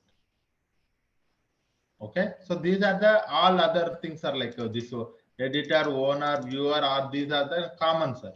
It is about all about project, and user is my account. So you can see here, right? This is my Google account.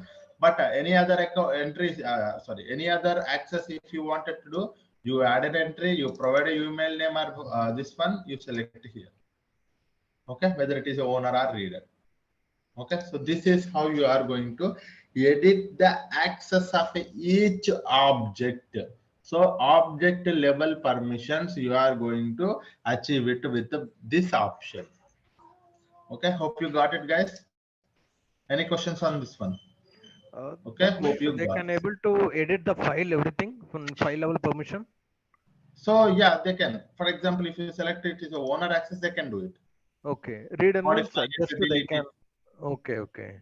Modify it, delete it, anything. If I select a reader, he can only view the file. Okay, but they can't upload the file in that bucket, right? No. Okay. If it is reader, no. But if it is a owner, they can upload it, they can create a new file, they can modify it, they can delete it, anything. Okay. Yeah. So this is how you are going to achieve a object level permissions. As I also told you, bucket level permissions can be achieved with the help of what, sir? IAM. You go to the, this is your bucket. You go to the permissions directly. Bucket level permissions means you are inside a bucket only. You are not going to select anything. So you click on grant access. This is your IAM. Okay, this is you just click on grant access. You select that particular principal or nothing but an account, and you assign a role. Okay, so this is how you are going to achieve a bucket level permissions, and that way you are going to achieve a object level permissions. Clear? Yes. Is it clear, guys? Yeah, clear. Hope you guys are with me. So this is how two things. Now everything is good, sir. Now I have successfully created a bucket, and I have uploaded an object. I selected a retention policy. I know how to select a retention policy. Now I know how to provide a permissions to the bucket level as well as object level also. And I know how to access the file with the help of the outside the GCP, how to access it, inside the GCP, how to access it also. I know that, sir.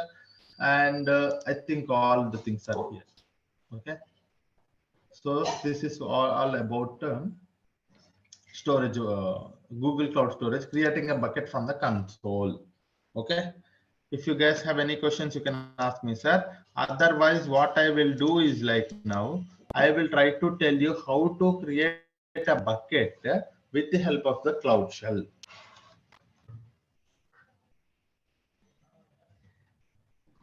Okay, that is very simple, sir. You don't go to this thing if I say that thing, because code is very simple.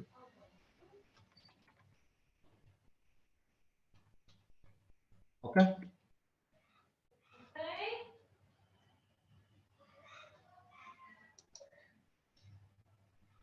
Yeah, I think no one is having any questions, sir. Now that means we now know that how to create a bucket with the help of a cloud console. Now let me activate the cloud shell. Sir, we now know how to activate the cloud shell also. We go to the top right corner and we click on this activate cloud shell. Yeah, someone is asking a question. Sir, can you just give me one example for ACL? ACL, how you are creating through ACL? So I'll go to this one, bucket. I'll click on the file. ACL is nothing but the object level permissions, right? So object level permissions. What does that mean, sir? I have to first select my object. I will select my object.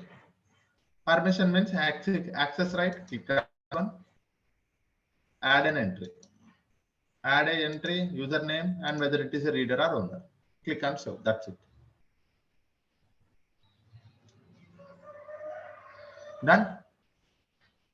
Only two permissions, a reader or a owner? Yeah, there are only two permissions. Yes. Okay. Yeah. Okay. Thank you, sir. Yeah. Okay, guys. So now we will see how to create a bucket with the help of the with the help of the command line tool. Okay, let me activate. So let me go to this first page. Sorry. Okay, this first page. You see here, I can activate the Cloud Shell, right? Okay, click on this activate button. So Cloud Shell will be activated here, sir.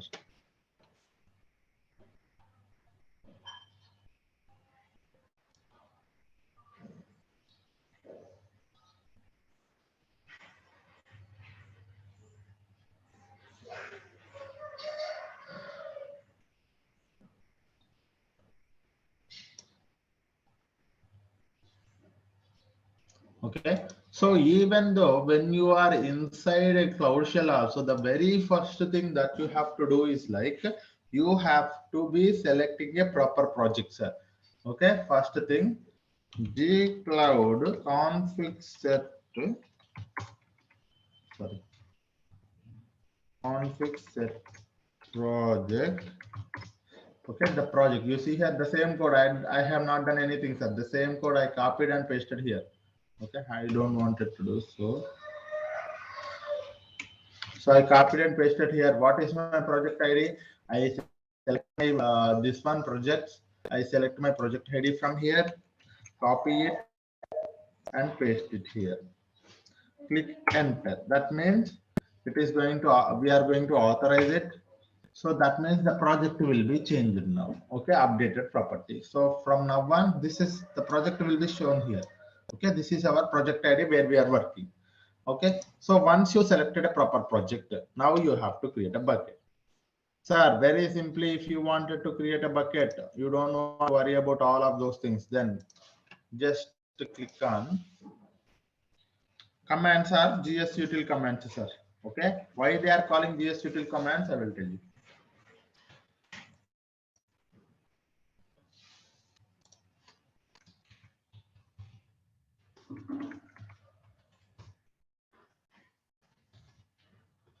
Okay, create a bucket. Not only create a bucket, sir. So if you wanted to interact with the command line tool and wanted to create a bucket or object or whatever the thing inside a Google Cloud Storage, all those commands are starting with a gsutil, sir. All the commands will start with the gsutil. That's the reason they're going to call it as a gsutil commands. Okay, all the commands will start with the gsutil. So that's the reason gsutil commands. So what does this gsutil commands imply? Gsutil commands are nothing but a GCS to interact with the GCS. Okay. interact with the GCS from the Cloud Shell. So the GSUtil commands, all the commands will begin with the GSUtil, sir. So that's the reason. Now, if I wanted to create a bucket, no worries about that, sir. I do not know about the commands I have already listed here. You have my notes, you see here. So how to create a bucket and bucket properties in the shell? Select a proper project first thing, and after that GSUtil commands. Okay, we already know what is the GSUtil commands now. GSUtil commands are the ones, when I say GSUtil, you are going to interact with the Google Cloud Storage from the Cloud Shell. So that is what is GSUtil commands. Now you see here, sir, if I wanted to create a bucket, somewhere there will be a create a bucket. You see here at the end, create a bucket. What is this command, sir? Okay, GSUtil MB GS slash colon slash slash bucket name, we have to provide it. Okay, I will go here, GSUtil MB GS slash bucket name, I have to provide it, right? It should be a very unique name. We already know. If I, for example, if I give bucket /1, do you think it will be creating? Because the bucket name is already taking, right? So you see here, bucket 1 is already exist. Someone has, because it should not, it should be a globally unique name. So far, no one has used this name. So that's the reason bucket 1 might have been taken by some other people in the Google Cloud Storage, right? So that's the reason you cannot able to create it. For that one, now I will come up with a very unique name, that is demo bucket resources. Okay, so this is the bucket name I have given, sir. You see here, if I, as soon as I click on enter, you will be able to see a bucket is started creating. You will be able to see here. Okay, so if I refresh it here, see here, sir, demo bucket resources created just now. Okay, very simple. By default, it will take by default location type, by default storage class. Okay, by default public access are subjected to ACLS. By default fine-grained access, protection is none, all of these things. So by default options, it will take it. No, sir, I don't wanted it to take a default actions. I wanted to create a with a different options, right? So for example, I wanted to select a proper storage class. Sir, I wanted to provide a bucket location also. Sir, I want to provide a what I would say retention policy also. You can also create a bucket like that. Okay, so this is something like this, GSUtil MB. Okay, you hyphen mention P, the project ID you mention here. Okay, all the things if you wanted to mention. So this is one thing. And the storage class. So hyphen C, you mention the storage class. So the storage class you wanted to do is like a near line. Okay, and if you wanted to select a location, hyphen L, the location is you wanted to select a multi-region. Okay, and the retention policy, I think it's PRC. I don't remember, sir, but it is retention policy. You select 1 minute, guys. I don't know. I forgot actually how to put a retention policy in this one. Retention period or something like that. I forgot.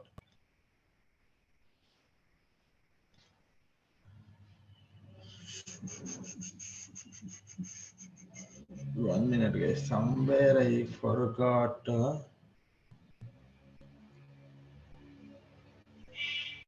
Bucket with the retention policy in Cloud Shell.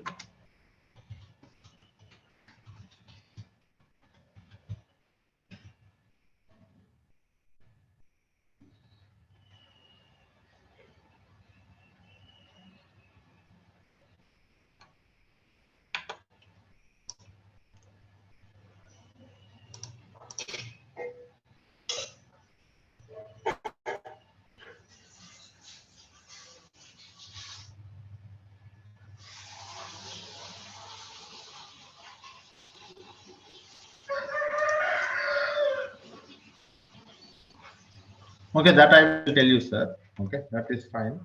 And if you wanted to go for uniform bucket level access or fine-grained bucket level access, that is also you can say. So if it is a uniform, you can just mention uniform. Okay, why it's not coming? Hyphen uniform bucket level access. So this is what. Sir, if you don't understand this L, you can also mention like location. So that is also fine. Okay, so if you don't understand, sir, I don't understand this one, hyphen location also you can mention.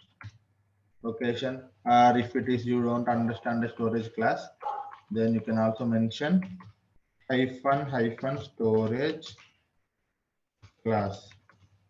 Okay, is equals to, you have, I think we have to mention equals to. Whenever we mention hyphen, we have to mention equals to. Equal to. Likewise, we mention project, right? So we will also mention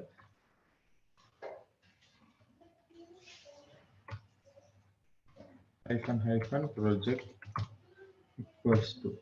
Okay, so this is how MB we mentioning project storage class. Location spelling is wrong. Location, okay, as well as uniform bucket level access. So I think all of the things are here. So what is the final thing that we have to mention, sir? Bucket name we have to mention, right? So I will mention GS// the bucket name I wanted to mention is something I do not know. I do not wanted to create this something a dummy. I will create it, sir. Later I will delete it. Okay, enter. Something wrong? Okay.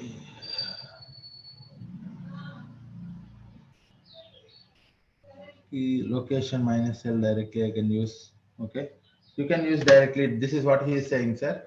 You can directly mention like this. Okay, instead of selecting all of these things. So let me just copy this thing and I will go to my notepad and we will try to write and come here and try to do the same thing, right? Okay, if I wanted to create a full-fledged bucket, okay, let me increase the size so that you will be able to see here, guys. Okay, 16. Now, so instead of mentioning the entire bucket, he is saying that use only -p. Okay, -p, that is project ID. Storage class -c, that is nearline. Location -l, multi-region. Uniform bucket level access. Now it's showing retention also. Can you add it? Yeah, we can also now put a retention policy also. Now retention and time. So this I will mention here as somewhere retention.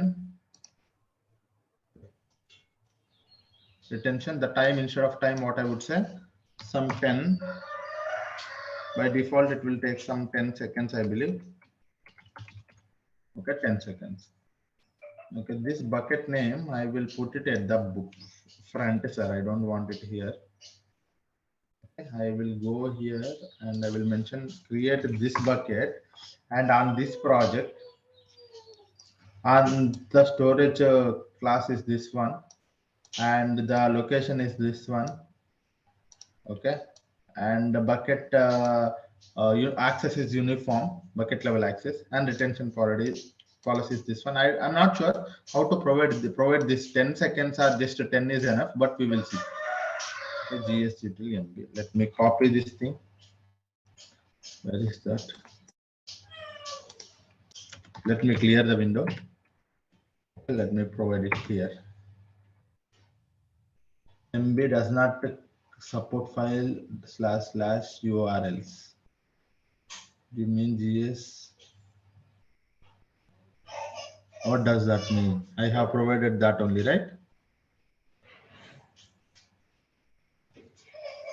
MB does not support file.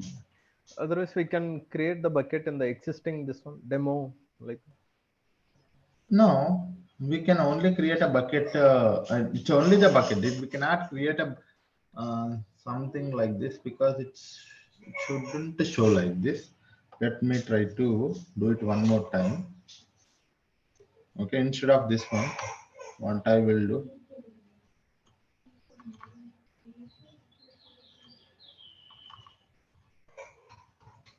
We can also use one more command also, but I will also try that G cloud storage buckets create. This is also we can use it. Let's try that as well. There's some problem. So retention, something wrong with the retention, guys. Did you mean retention period? Yes. So what I will do, I will remove that retention now. For now, I don't want it to worry about it.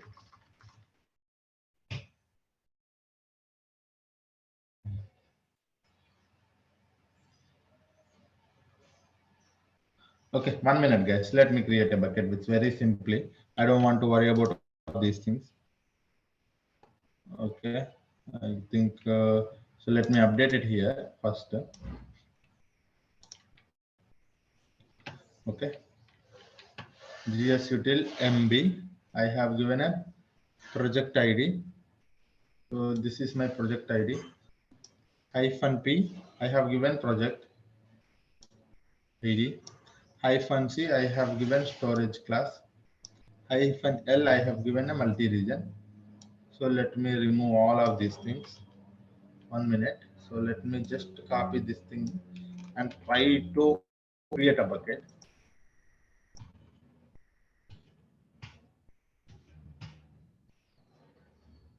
MB does not exist. I don't know what's wrong with it. You mean to use a GS//URL?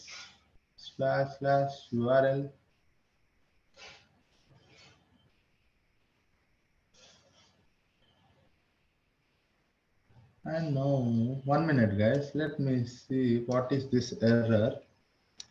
This is the first time I'm seeing it. Use right. We created a bucket with the GS there. It is asking to throw this support to the domain URL.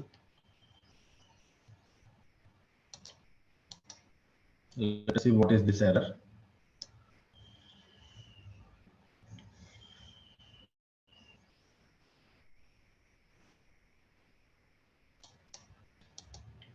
Okay. So in that case, I will do like this. He's saying that you use this at the end. We actually created at the end only first.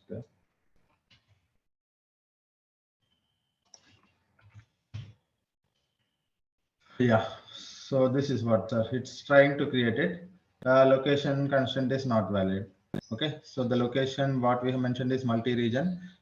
In that case, I can select any location. That is also fine. So, but now this is how we create it. Okay, got it right. So let me show you one more time.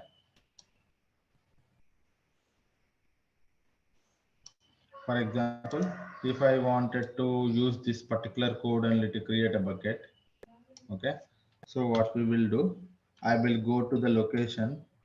Okay, instead of multi-region, what I will do, I will select some region, sir. Okay, US -east -1 or just east 1. So it will create a bucket inside that location. Done.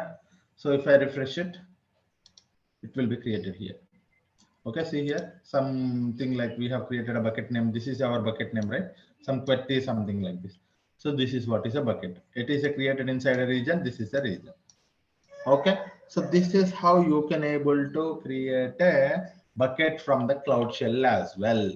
Okay, so you have created a bucket from the Cloud Shell. So this is not our just creating a bucket, right? Sir, for example, if I wanted to delete a bucket, what I can do, sir? Okay, for that all the activity thing you wanted to do, I have listed out all the commands here, sir. Creating a bucket, this is how you create a bucket. Sir, if you wanted to delete a bucket also somewhere, delete RM, and you can just mention delete means RM. Okay, you can just mention gsutil, sorry, gsutil rm. If you wanted to delete this particular bucket, right, copy this thing. gs// this is the one. So enter. The bucket will be deleted. Or else matched. Did you mean to rm minus r? Yes, sorry. Rm minus r whenever you wanted to create it.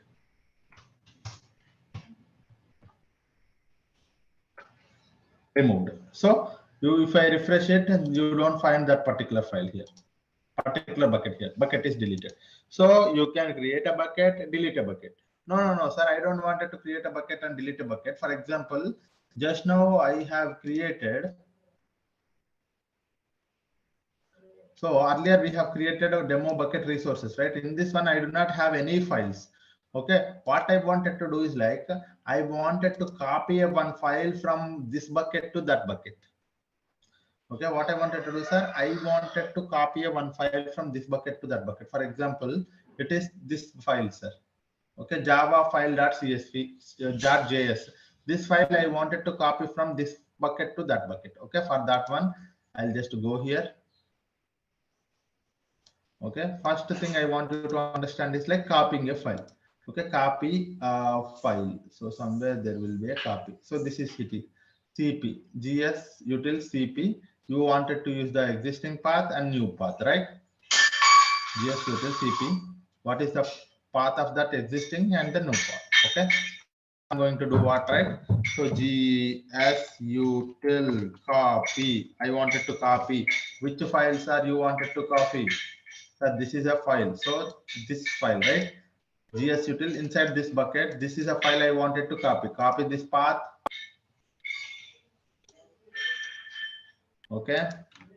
To where you wanted to copy, sir?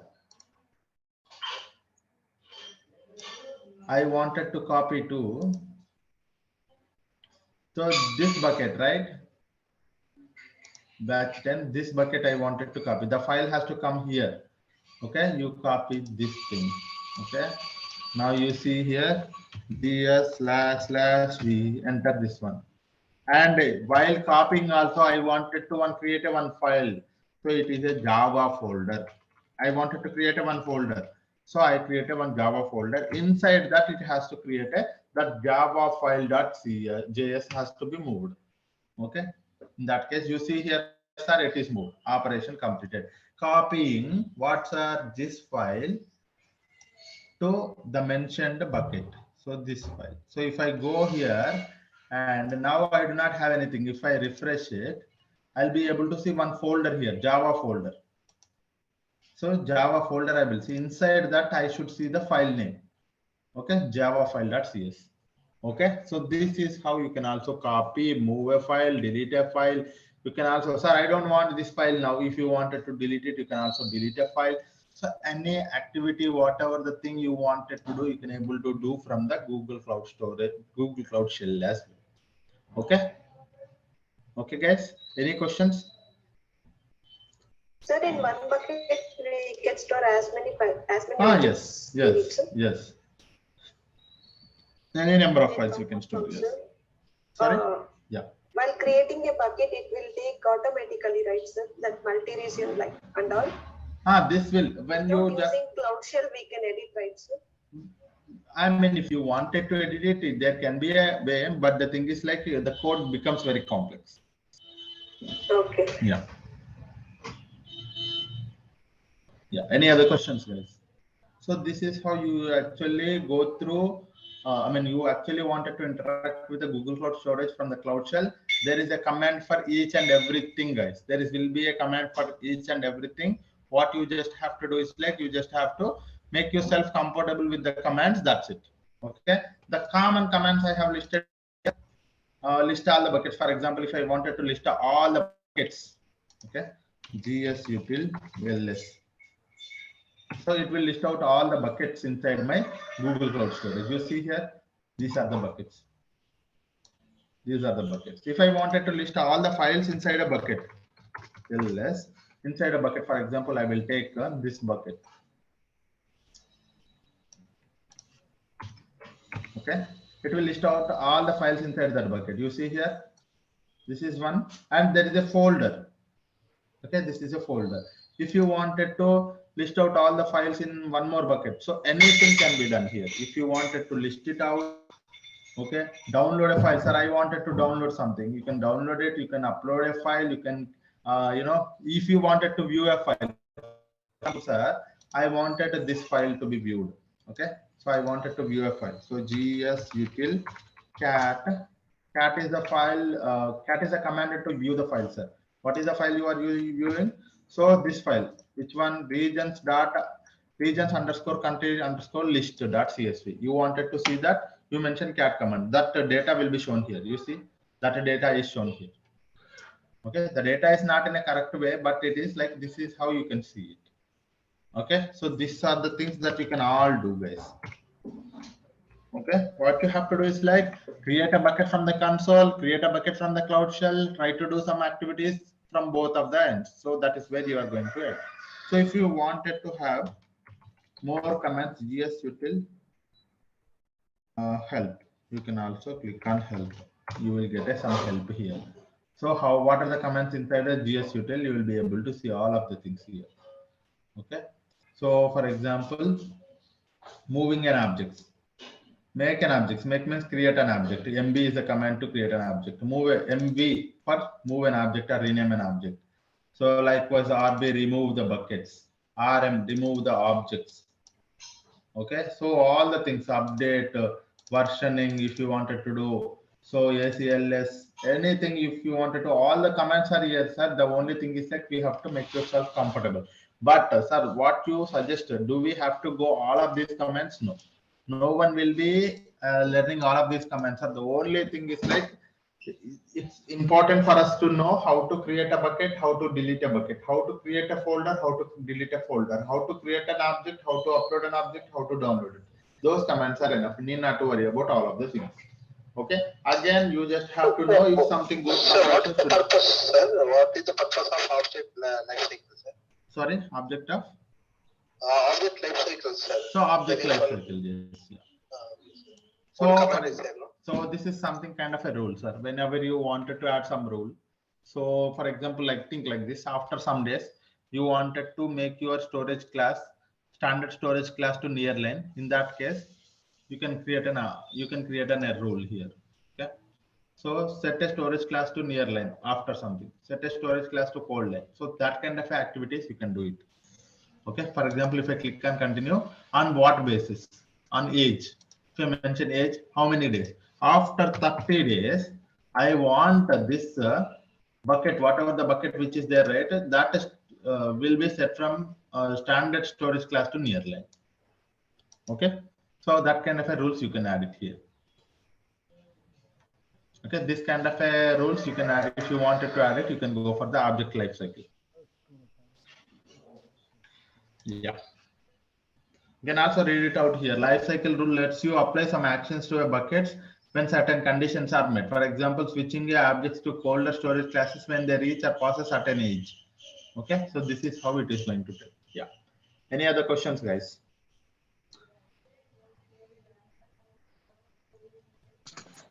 Hello. Yeah. Yeah. Hi, sir. Good morning. Actually, today is my first session. So may I know the duration and all for this course details?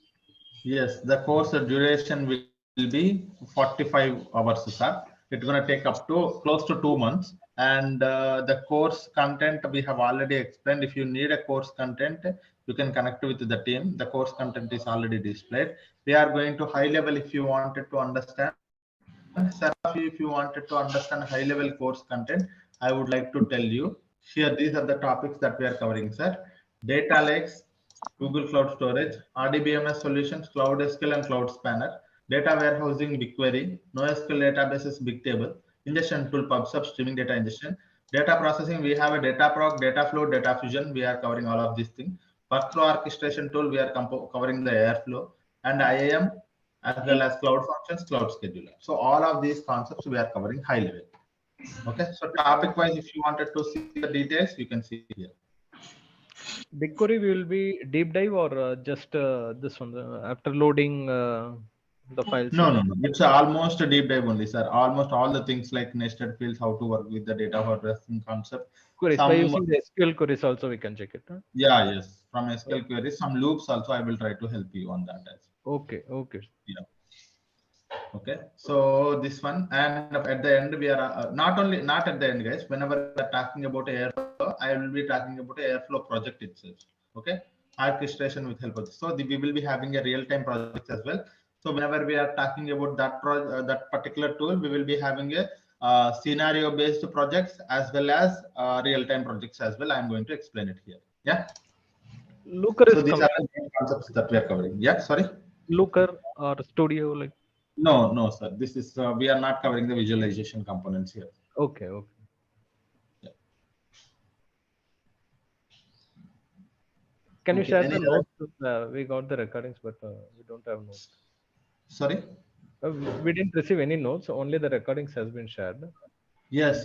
So I have not shared the notes. It's because I want everyone to be registered. Once everyone is registered, I will directly just send a link so that you will be able to access it. Maybe from Monday onwards, I will be able to provide you access, sir.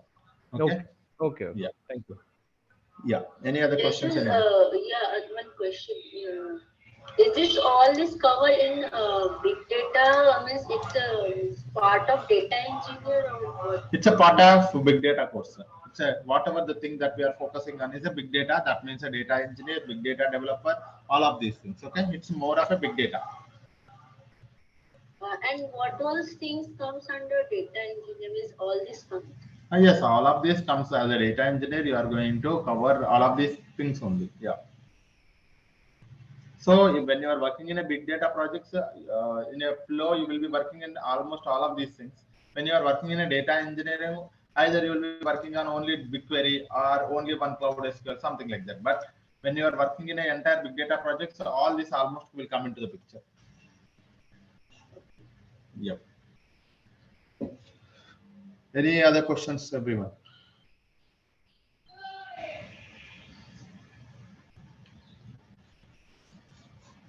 Okay.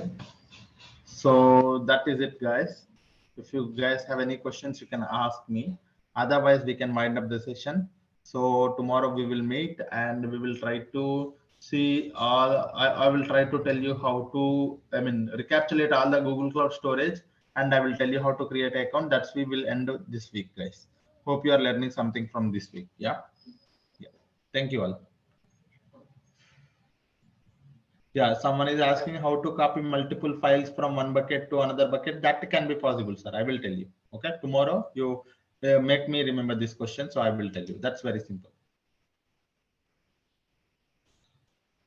Yeah. Okay, guys. Thank you all.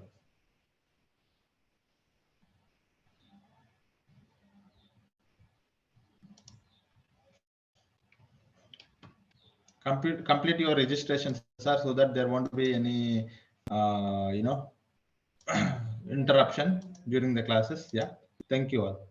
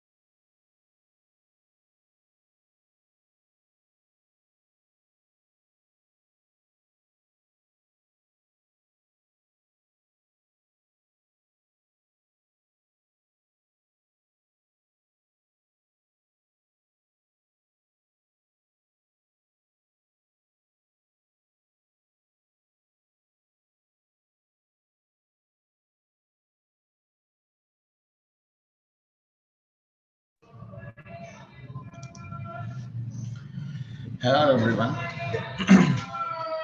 Welcome to the session today.